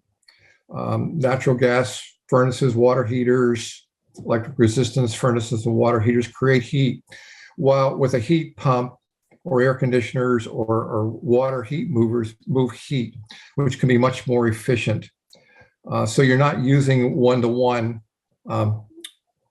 thermal energy versus electrical energy. You can get maybe 4 or 5 times the amount of energy for that BTU of energy of electric. So when you do that, it becomes very close to what the gas is. Okay, why don't we move on to the next slide then?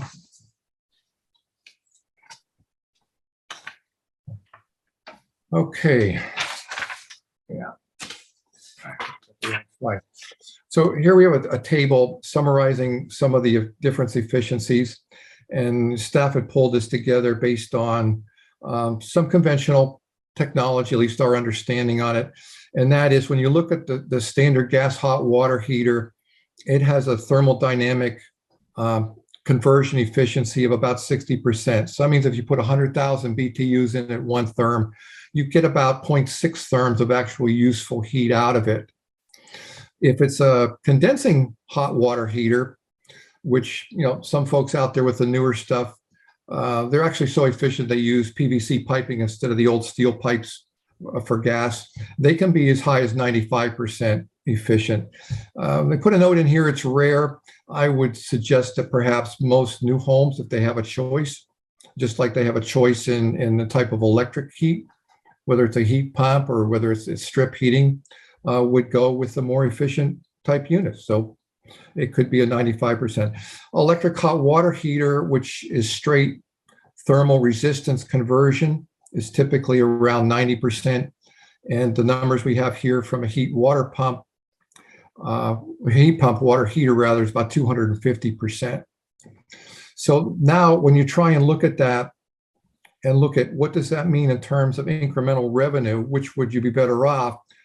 You can see for a straight electric water heater, the utility would actually make more money. We make like 233% of what you would off the gas, 2.3 times. However, if that customer put in a heat pump water heater, make about 20% more. So it almost gets you down to that parity level.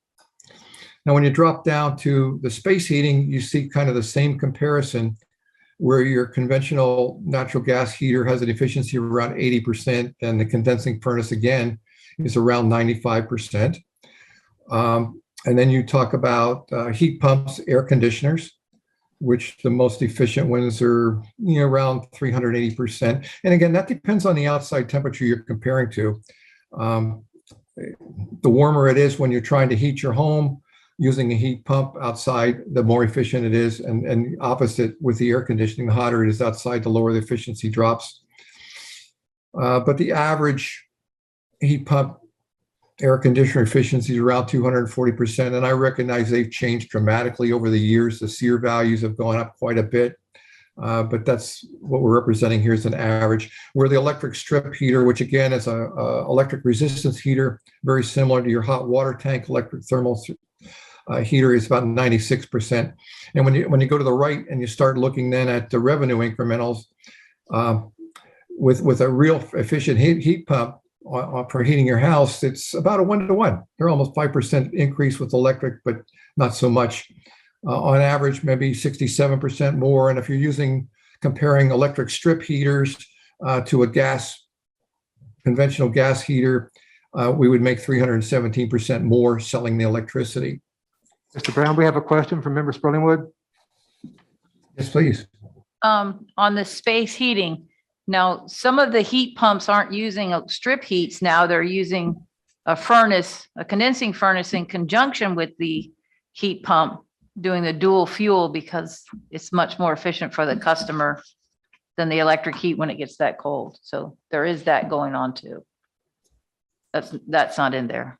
Yeah, coming from up north, we had basically backup heats to the heat pumps, and you kick them on somewhere, depending on the unit. I mean, this is going back a few years.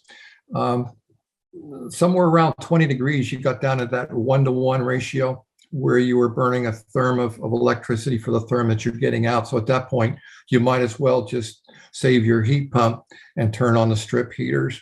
But it varies. I mean, down here in Gainesville, I mean, we had our cold night for the year. I think we hit 28 the other day, 28.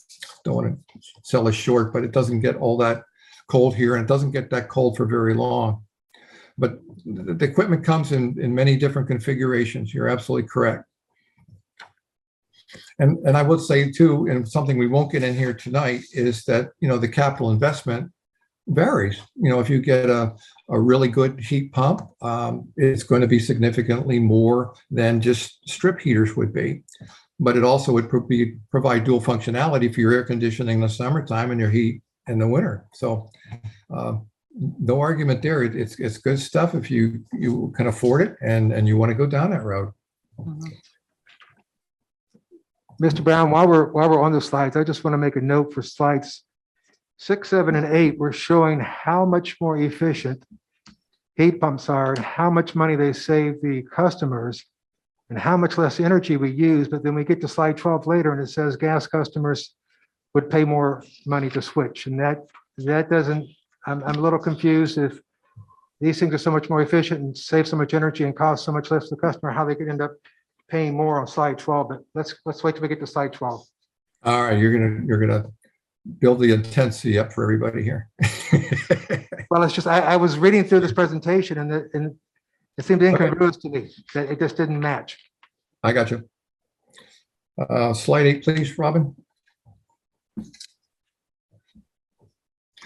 Okay, so here's where the summation I kind of went through with the previous slide, and that is the higher the thermodynamic efficiency of the appliance can dramatically reduce the amount of incremental revenue to GRU. Again, the heat pump AC's TDE of 380% reduces GRU's IR down to about 5%, not the 300 to 500% you would see with the strip heater. And the same thing with the heat pump, we're down to 20%. So we kind of went through that. So, the summation of this slide is, ironically, GRU would earn higher revenues through electrifying customers who use low efficiency appliances. I think the thesis is in the future, people should be using higher efficiency appliances. So incrementally, we may not be any better off than we were, selling the gas, like or selling the electric versus the gas. That remains to be seen. Slide 9, please. But again, for the record, we could switch and reduce our burning of fossil fuels and not lose money. I guess that's the point. Okay, fair enough. Go on, please. Okay, the other part of the equation is, whether we make any incremental revenue at all depends on whether the gas customer is inside the electric territory or outside of our electric service territory. And what we've seen statistically is about 54% of new gas customers reside outside of GRU's electric service territory.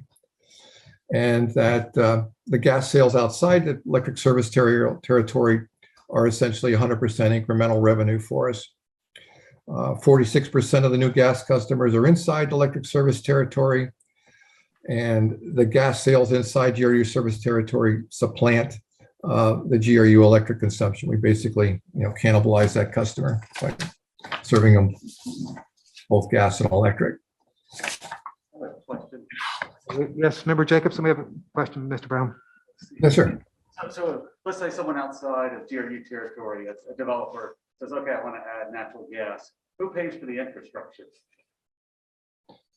What we have found is that, unless we get into new housing developments and, we use the incentives to basically entice the builder to run the gas lines into the house and hook the gas up through the house, we won't get that customer as a gas customer. So essentially the builder will provide that. We provide a little bit of a subsidy through the incentives. That's what they're used for, to provide that infrastructure running into the house. We run the lines down into the development. The developer pays for the rest of the costs. So just be clear, so I understand. So you have natural gas, so hopefully someone in the area, who pays to get the natural gas lines from wherever they stop right now into the development? The contractor. Okay. Thank you. They do the same with electric, yes? And then those costs are passed through to the customer, who then has to pay the meter rate and everything else. Were those costs included in this comparison? All those additional costs that were associated with running that line and hooking the services up, and we were looking at it from GRU's perspective, which is the benefit of providing the gas rebate. Our cost really would be the gas rebate, which, we felt we would recover basically over a 3 to 5 year period, and then incrementally would be revenue based, positive after that. Yeah. I guess I should admit, I'm getting ahead of myself again. I'm jumping ahead to slide 12 and how much it costs the gas. I'll hold off on slide 12. Okay, I'm going to go on to slide 10. Please. Okay, so the original question, do we make more revenue from selling gas or electricity? And it depends on the following factors. What type of appliance the customer use? What's the efficiency of the appliance? Where's the customer located inside and outside of our territory, and what really the customer's usage pattern would be.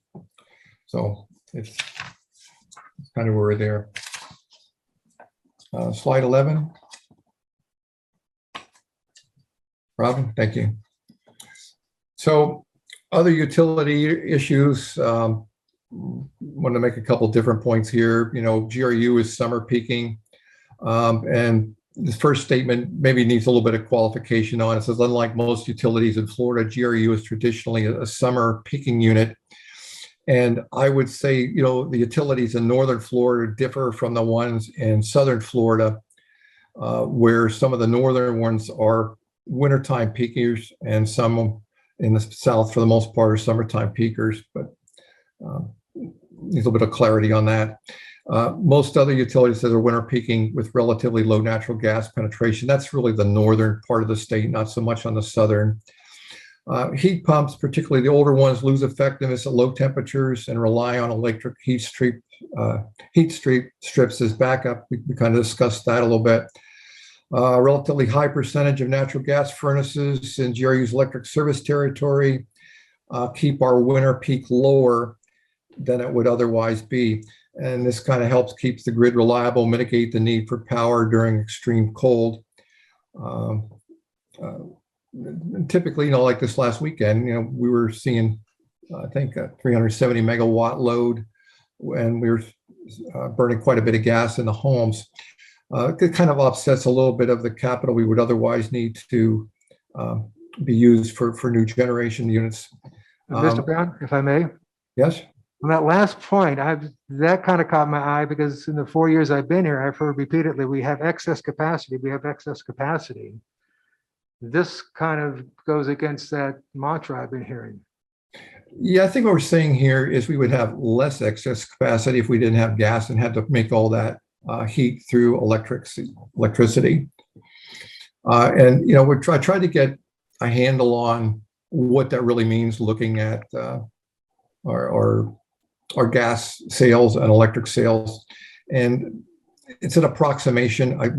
Here's a real selling point for AMI. If I had AMI, I could tell you exactly what customer base was using what and when, and I could get a clearer answer on exactly what it would mean if all that gas had to be made with electricity, all that thermal heat from gas was made with electricity. But right now, what we're coming up with is about 20 megawatt load. It would increase if we didn't have the gas sales. And that in the summertime, it doesn't come into play, but in the wintertime it does. Thank you. So I guess we can go to slide 12.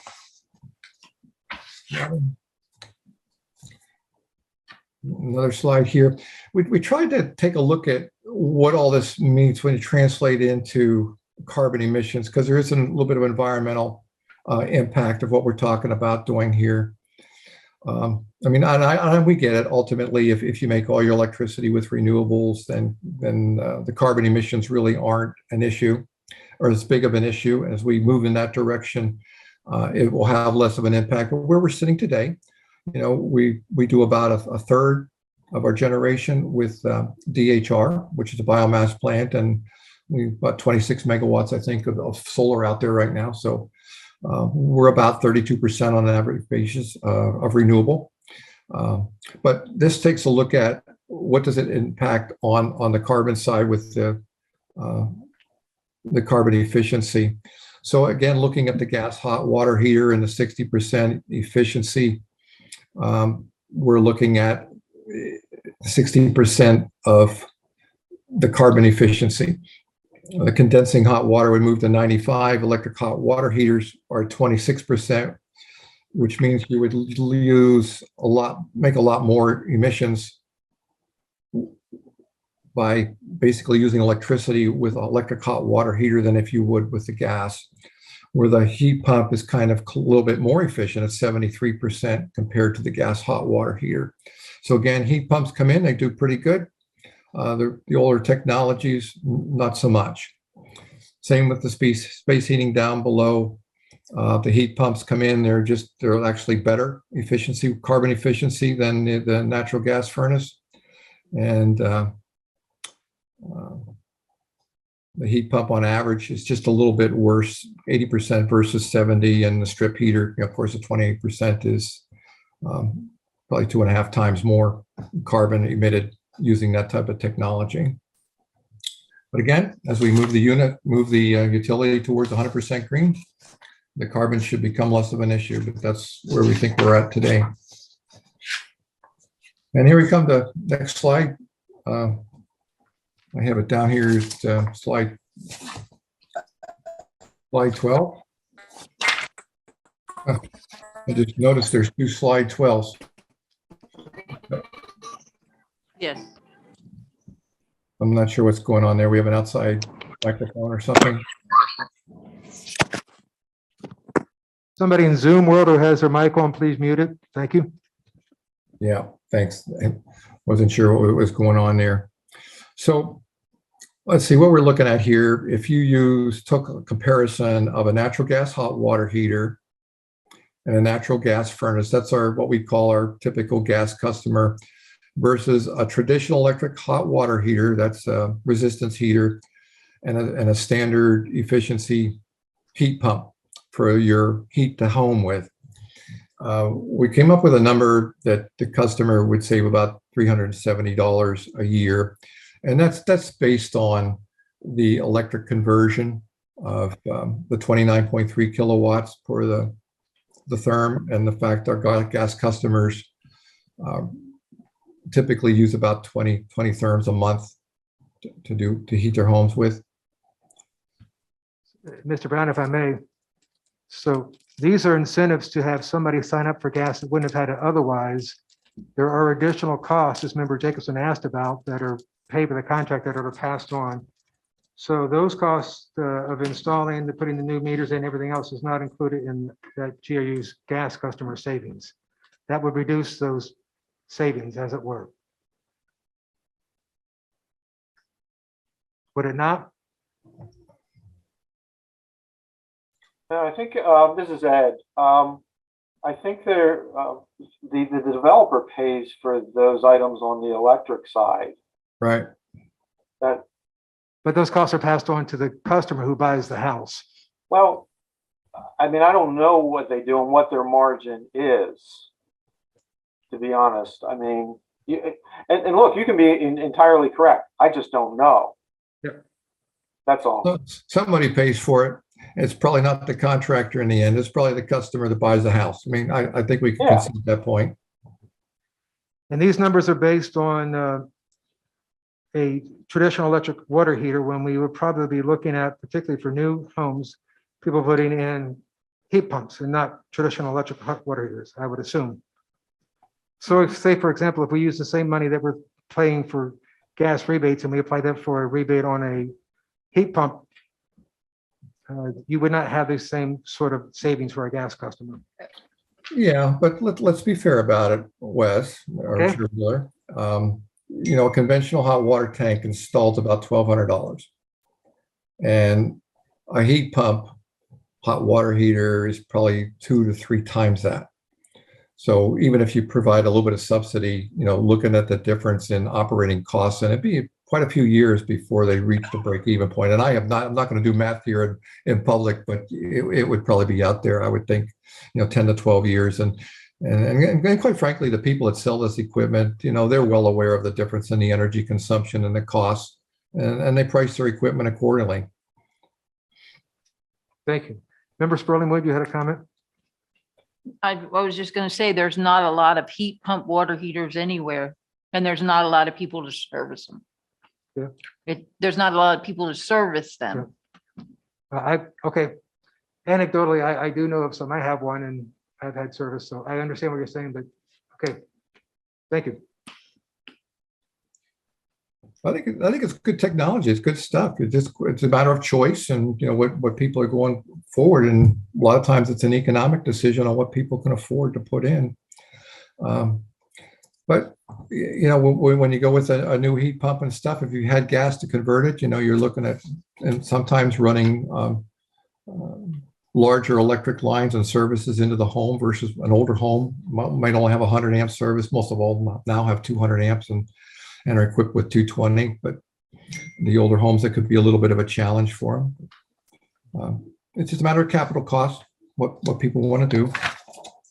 So with that, I guess we can go to the next slide. I think it's slide 12, continue. Okay.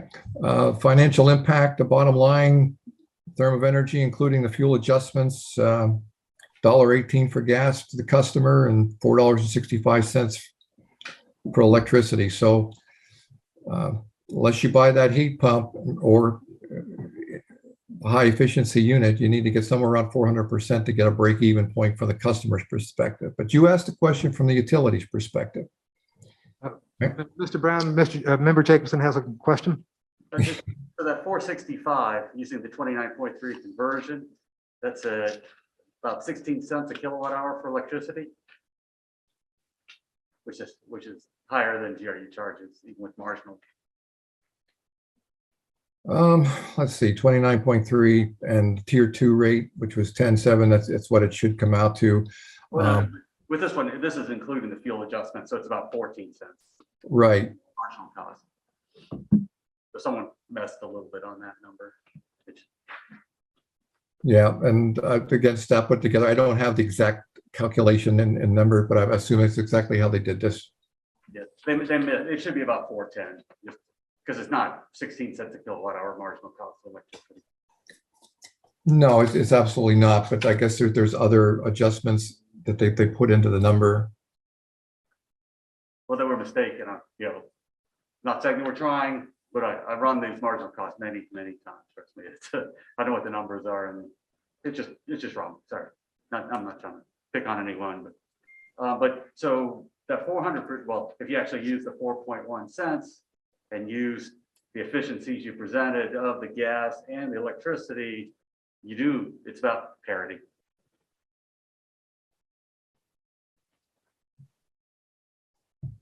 Okay. I'm sorry, Member Jacobson. I couldn't hear the last thing you said. I'm sorry.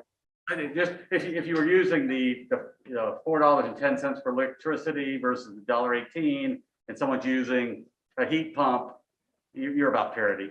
If you're looking at the efficiency of the furnace and then the efficiency of the water of the heat pump, you'd be right at parity. That's all. Right. No argument on there. I see one of our staff members is online that helped put this together, Jamie Forsage, and has his hand raised, and he may be able to shed a little bit of light on that 465 number.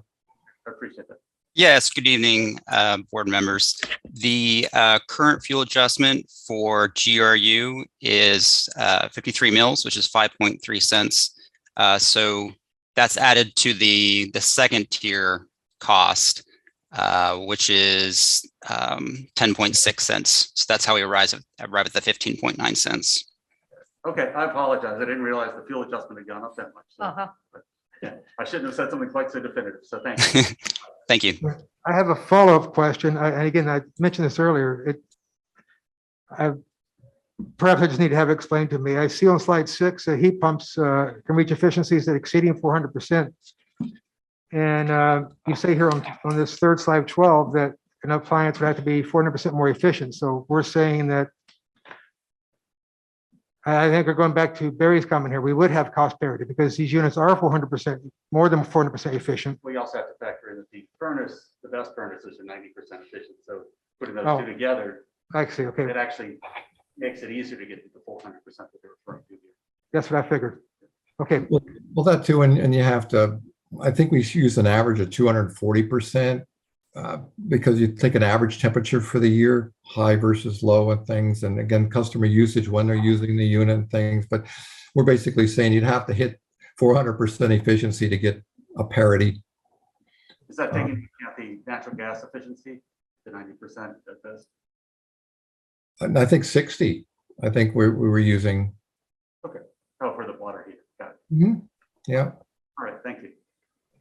yeah. Okay, Robin, I think we can move on to the next slide. We're looking at the financial impact of natural gas system on GRU. And like other utilities, GRU's natural gas system has a fixed cost infrastructure capable of absorbing additional customers. So reducing the number of customers we have going forward isn't going to reduce our costs. I mean, when we add a whole neighborhood and you pick up 20 or 30 customers, the amount of infrastructure we put in to get that incrementally is small. If we stop adding customers, it's not necessarily going to be a good thing. The base cost of the utility is still going to remain the same to run the gas company. So in 2020, the natural gas system contributed over 2.4 million to the general transfer fund. So, we're obviously concerned about the ability to keep that transfer in place going forward and try and build upon it. Mr. Brown, if I may. Sure. I take a slight issue with this slide and the next one. We're not asking to do away with the gas system. And we're not taking 2.4 million away from the general fund transfer. We're suggesting that we shouldn't be subsidizing additional new gas customers, and any reduction in the general fund transfer would be a percentage of a percentage. It would be how many new customers come in, maybe 500. And then that as part of the general, we're not reducing the gas system and we're not reducing transfers by 2.4 million. So I just want to make that point here on the slide. And we wouldn't argue that point either. But we would argue is that the ability to grow that transfer in the future is probably going to be limited if we don't continue to grow our customer base. And in the previous presentations, I think we had come out and estimated that the net present value of the incremental revenue that we believe we would gain by using the incentive program over the next 20 years is in the neighborhood of about $11 million in net present value. And that basically, and again, I'm going off memory here, I think if $180,000 in incremental revenue from the new customers next year, and then 360 the following year, and then 3, 4, 5, and you net present value that whole income string over 20 years with a discount rate comes to about 11 million. So that's our only point, that the ability to grow that number anymore we feel would be curtailed, because we will probably not going to get those neighborhoods as they develop. And what we've learned is if you're not there when the development goes in and all the homes are being built, to go in afterwards and try and convert them to gas or get that gas customer, it's not going to happen. It's just too costly to do that for both the utility and the customer. But no, we're not saying we're going to lose the 2.4 if we don't do anything more. So. Yeah, Tom, I wanted to add, I think that was in there just to give some idea of the relevance of the gas system and what it, but I agree with Chair Wheeler. It has a certain, look when it's in there in that regard. But that's not what was the implication. So the next slide, Robin. Again, this slide wasn't to have any implication beyond, showing you where the gas revenues are, how they're being distributed, where it's going, income versus expenses, and what the net transfer is. Let's see, the year before we did almost 10 million. In 2020, we did 2.4 million, but a lot of that was money that was, I think, pulled out of the rate stabilization fund to make those things happen. I think if I remember from Claudia's presentation earlier in the night, they were projecting 1.7 million in GFT going forward for the next couple of years from the gas system. So, next slide, Robin. So I put this slide in here just to give a pause point, to discuss other things that may come to bear. We did discuss with the city's attorney the possibility of, could we basically take away the rebate program for customers within the electric service territory and just offer it to those customers outside the service territory? And the answer we got back was, no, we can't do that. So it's either everybody gets it or available to them, or nobody gets it. It's a 0 or a 1 in that regard. So we don't really have that option to split it or bifurcate it. We thought if we could, that maybe made sense. We could be cannibalizing our customers within the electric service territory. And again, we kind of talked a little bit about this. It's our staff's opinion right now that, ending the gas rebates would eliminate, the gas division's ability to serve new developments outside electric service territory. And, we still have customers asking for gas. I mean, there's folks out there that still want it. And it's also our judgment that ending the gas rebates would end the growth of the gas system. And maybe, I don't know, it would certainly diminish the ability to increase the level of the GFT in the future. I don't know that it would diminish it, but it would certainly, I think, would severely curtail any growth in it going forward. And Mr. Brown, just again to the point I made earlier, I mean, we're not making the system smaller. We're just not encouraging new gas. And I would respectfully respond that I don't see that's going to have any significant, a couple $1,000. I don't see how it would have a significant effect on GFT in the future. Member Crow? Well, if the GFT goes down with decreased natural gas sales, it's going to be offset with increase from additional electric sales. Potentially. Right? No, that's the point. That's the point that Tom is trying to make. Sorry to jump in there. It's the growth of the system outside the territory, and maybe that's an advantageous thing in the overall perspective for the utility. But you have to remember that the cost underlying this are the wages and the consumables, the non-gas consumables, the supplies, services that do go up year after year. And typically there's a certain amount of growth in a system that mitigates the cost of those things. And what we're saying is that you probably won't see any of that growth because there's no expansion of the territory and getting additional customers, except for the marginal developments that would occur within our electric territory. And again, the result of this might be that, and I'm leaning toward it, to take those natural gas rebates out of GRU's budget and just reassign it to something else. But just be aware that there are consequences to that. That's all we're trying to show you. Am I incorrect in that, Tom? No, that's accurate. And this is, I'm gonna state this, and you can take it for what it's worth.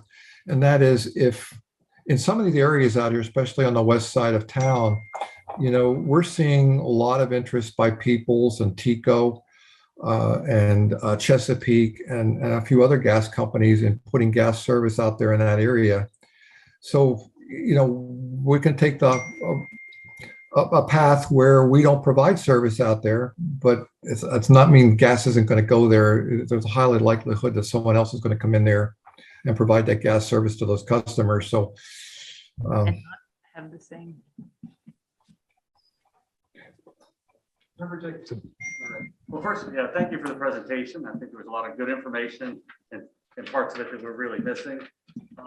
So we've been tasked with making recommendations on rebates, including this gas rebate. And so I'd like to ask maybe make some statements and see if you guys agree with it, Tom and Ed.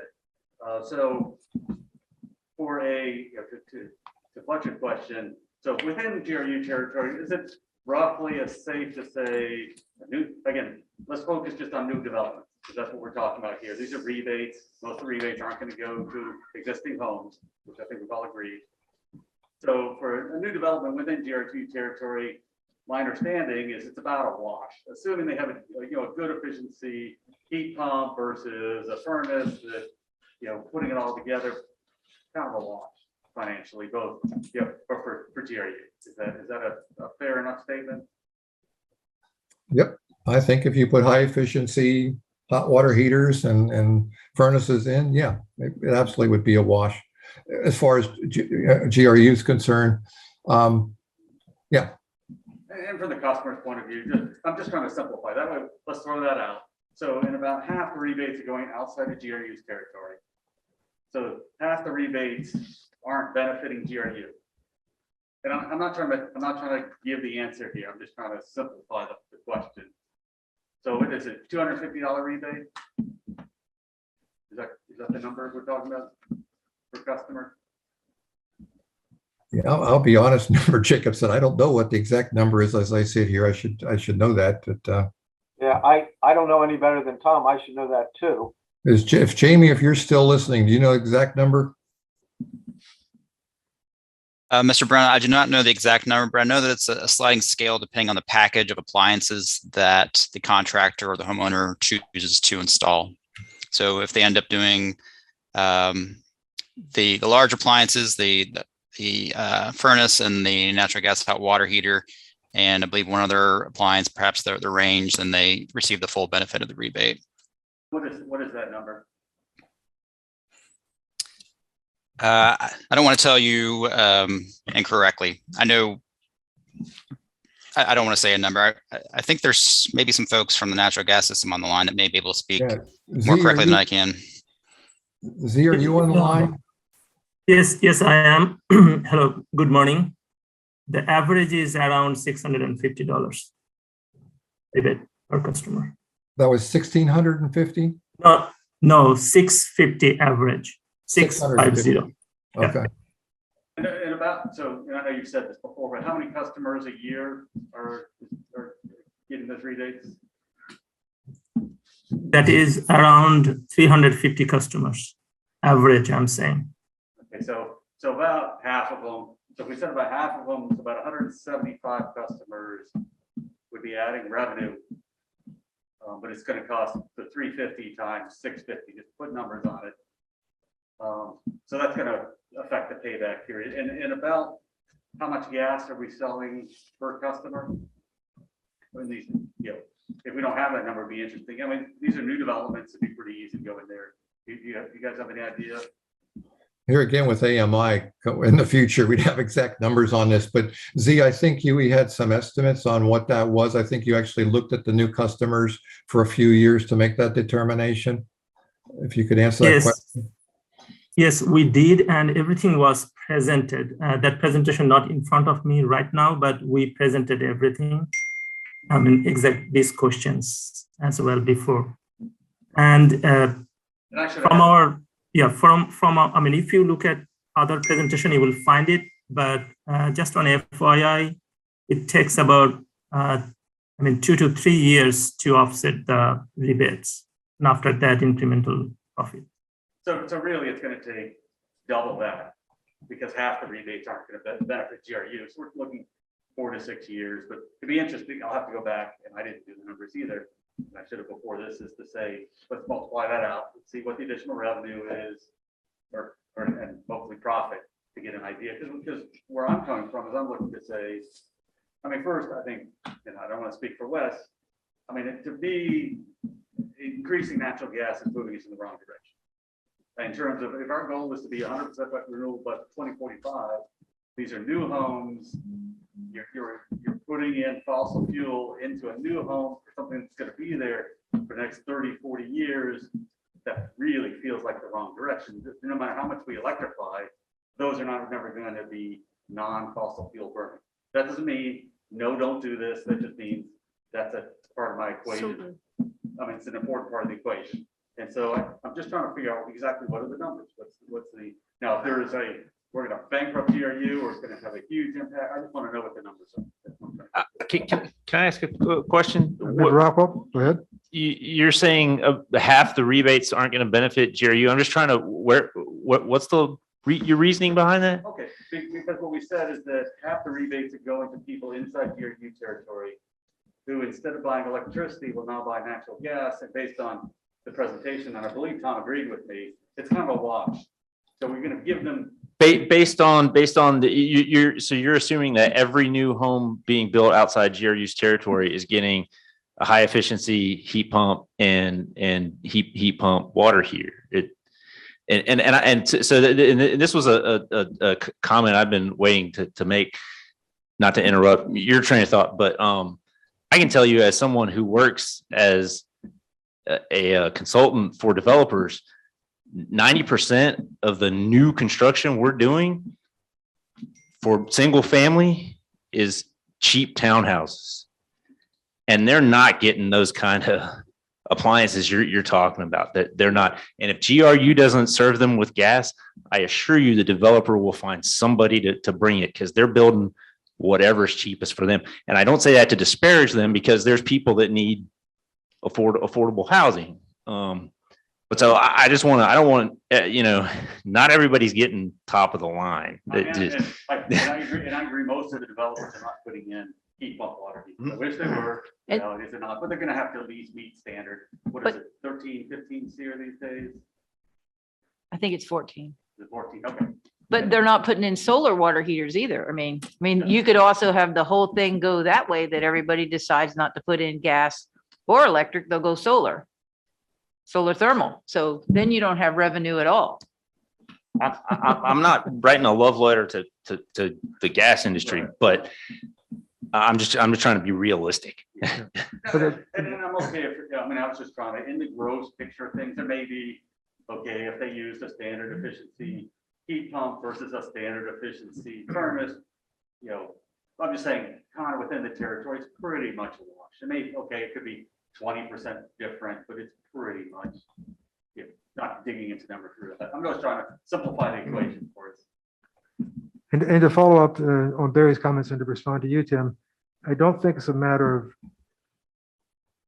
telling them what they can or can't build. It's just a matter of, should we as a utility be subsidizing something which is not a net benefit for us? If it's not a net benefit, should we be subsidizing the burning of fossil fuels when we have committed to no fossil fuels by 2045? That's a simple question. Should we be giving rebates to do something which we have said we want to end? But to the point, what I was hearing in previous presentations, and maybe Tim, you may have better knowledge of this, is that the developers we're talking with right now are saying, if you didn't give me this, I would be putting in electric. Not that they would be, because I understand the argument. Oh, if we don't sell it, someone else is going to. And that's not what I've heard in the past. So if that's correct, I'll be interested to know that. So it varies from developer to developer, but I can tell you what I'm seeing, at least our clients do whatever's most cost effective for them. And I guess my question is like Tico going to come into the edges of GRU territory? Is that cost effective for them to do it, to get a couple more customers or not? Because it really affects how I think about it. Or Duke. Or Duke, or whoever it's going to be. I don't know if you know, or if anyone from GRU can answer that question, whether it really is I personally don't know how much competition there is, but Tom, anyone from the GRU? We have talked to multiple gas suppliers about the interest, west from this, the Sable Trail gas line, east of there all the way over to the city.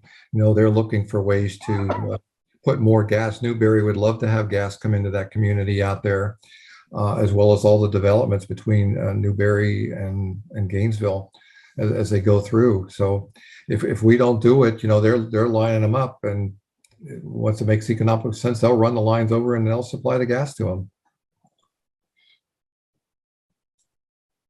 them. We've had discussions, some of it that I really shouldn't be talking about in public at this point, but yeah, there's opportunities out there for different gas companies. If we don't do it, somebody else is going to do it. Maybe not all the developments, but sooner or later they'll come in there and realize we're not going to take the market. They'll come in and take it from us.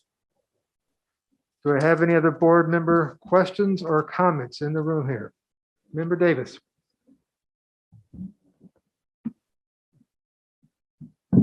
if you bear with me, I'd like to go to slide 16 and see if Tom perhaps can answer a question about the plan.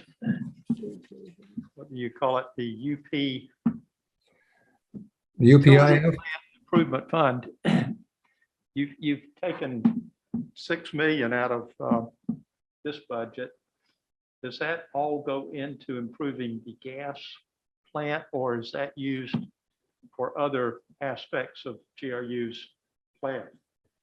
It all goes to the gas company, and we basically pay for 50% of our capital expenditures with that fund on our. And there is a reserve fund, and you see it goes up and down quite a bit. That doesn't mean we're spending that much in that given year, but I think there's a stabilization fund that they try and keep within certain levels. I don't know whether Mark Benton's still on the line. He would probably be able to give you more specifics on that than I would, or Ed. If you need more insight into that particular number. I mean, we're looking at 6.6 million in 2020 and 2.3 million that was put back into the fund in 2019, but it's a use of funds. Yeah, I wish Mark was on the phone at this point. That's they live and breathe that kind of stuff, and right. It's, I don't want to make some comment that's incorrect. And the reason why I make it that is I think our capital expenditures in gas are running right around $4 million a year, between 3 and 4. So that's where I would expect that number to maybe be a little bit half of that. So I'm not sure exactly how it was derived or what it was, but I assume it was to put the stabilization fund up to a given level. One more question. Is there a relationship between the UPIF contributions and the transfer to the general fund? In other words, if you need more money in one category, does the other category change? I guess that's a me question. What we do, we're getting back to it depends, aren't we? The general fund transfer is not based on a formula, it's based on a number. So no matter what we do in any of the systems, there's a back calculation of what that percentage is. So depending on what the revenue is from that system, the UPIF contribution will be squeezed, or the general fund transfer number could be squeezed. And if that makes any sense, because UPIF and debt service all come out of net revenues. And that's you've actually again hit on something that's pretty interesting, and it's what we became aware of, the management team here, was this whole idea of the general fund transfer being higher than our net revenues less debt service, and UPIF in the past has created that deficit, which was the whole basis working with the commission to try to reduce the general fund transfer moving forward. So they do impact each other, and in a normal relationship, you never have the transfer to the city being greater than net revenues less debt service and UPIF. I don't know if I confused it, or did that help?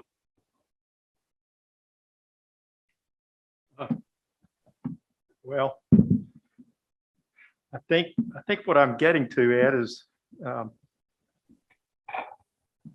it seems to be that it's beneficial for GRU, in order to fund the general transfer, to take more money from some aspects of the operation than others. Is that accurate? I think that each system generates a different level of net revenues that allow a higher number to be drawn out of that system, although we do allocate that number by revenue, not by profit. It's predetermined. The GFT is predetermined, so you're just allocating back. And so you do see situations where there's more money left over, if you will, or more available to pay it in systems. And so to that extent, you know, the electric system is one of the, it's not as healthy as some of the other systems like water, wastewater, and gas. So that's a long way of saying that that is a good observation. Minus 2,000 plus 7,000 minus 3,000 minus 7,000. Questions, Member Davis? No? Any other board members? Member Crowe?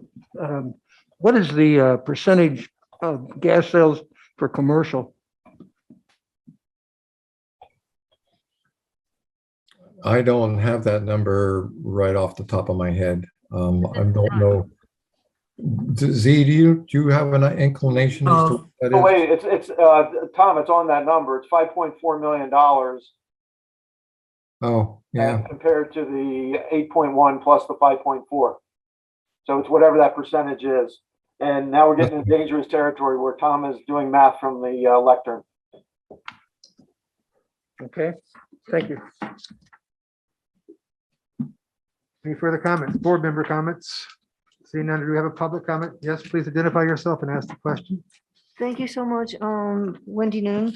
I'm calling, I'm asking about the first one is a loss of 2,000. The second one, forgive me.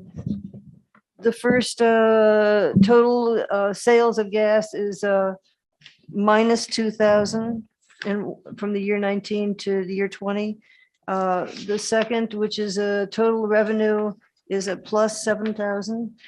The next two are minuses, a $3,000 loss and a $7,000 loss. So you have a lot of losses. Is this any way related to that we're giving breaks to people outside of Gainesville and outside of the city? No, I think what you're seeing there really is a change in temperatures from one year to another, seasonalities. There's a lot of losses. It's reduced revenue. They're not really losses, ma'am, per se. It would be good if we had consistent income from some electrical source like solar. Thank you.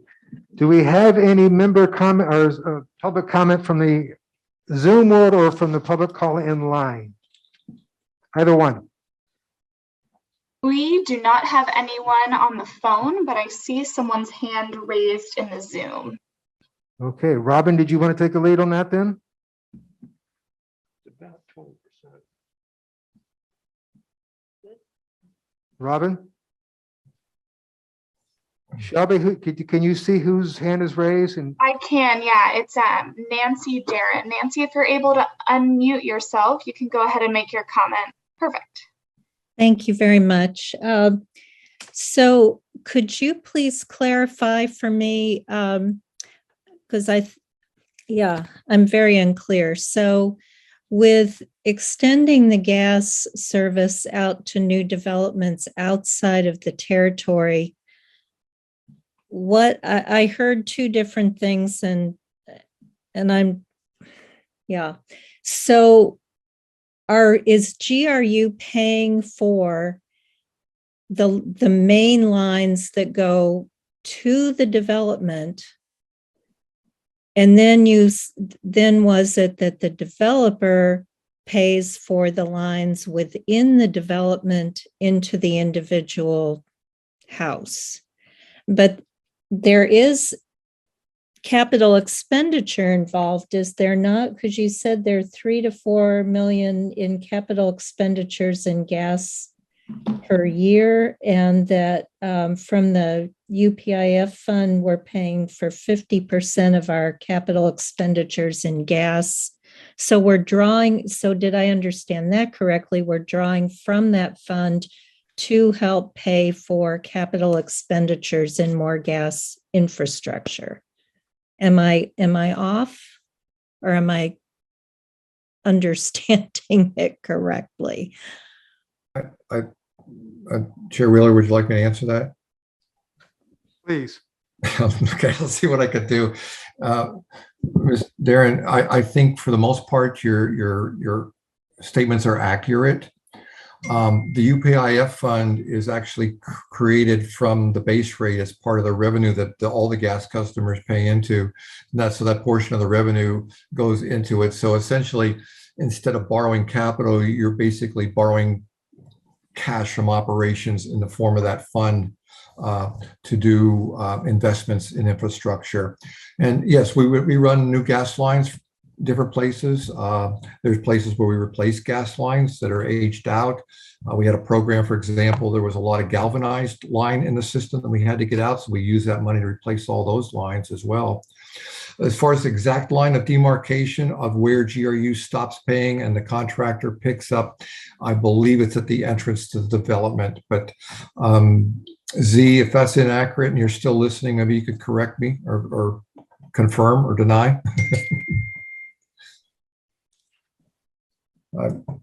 My phone is dinging, it says true. Yeah. So I must have got it right. So. And I have one other question. Now, this is very helpful, Tom. Thank you. You're welcome.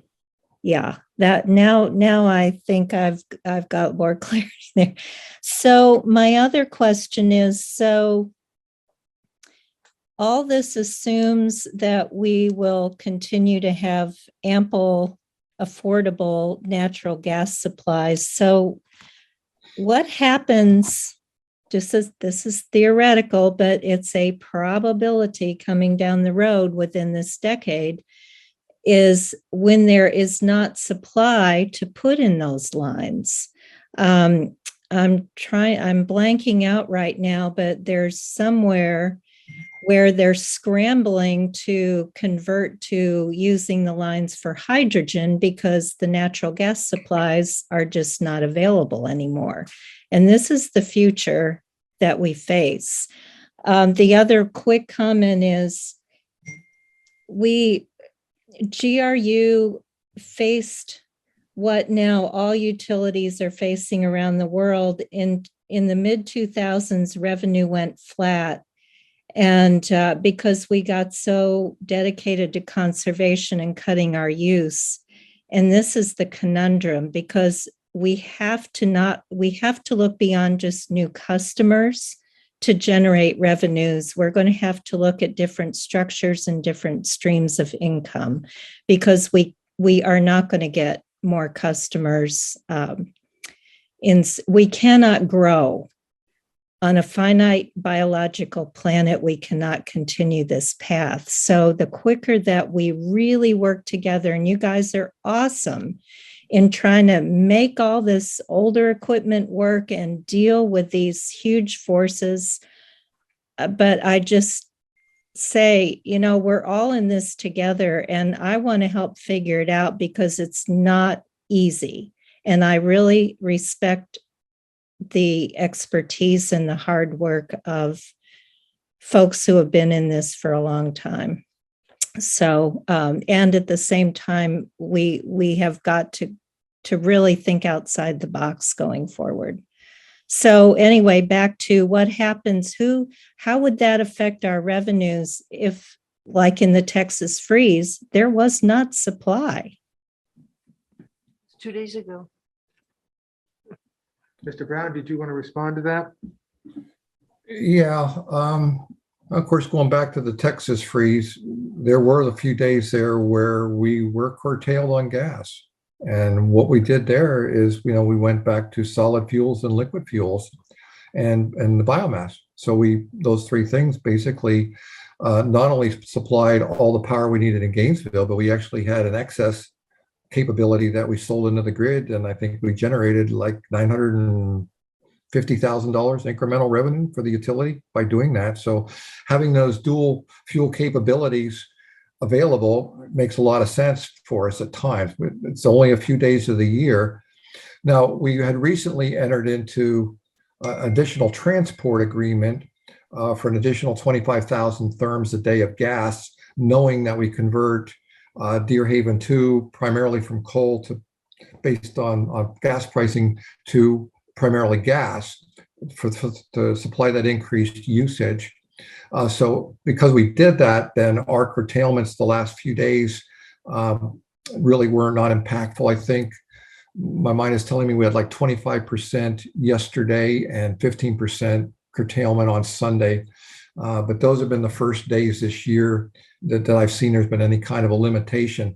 And that just means that we call it an overage day. If we go over our allotment of what we're guaranteed, then we pay a penalty. But we didn't go anywhere near that. We had more than enough gas to do what we were doing. Thank you, Mr. Brown. And Ms. Darren, a more general, vague answer I will give is that we get there by renewables, by solar, by distributed solar, and by focusing on becoming a service provider more so than a commodity provider. It's going to be difficult, but we need to look beyond the immediate fossil fuel burning into what we can do to live sustainably and still run a profitable utility doing it. That's a bigger picture, and that's where we need to be going.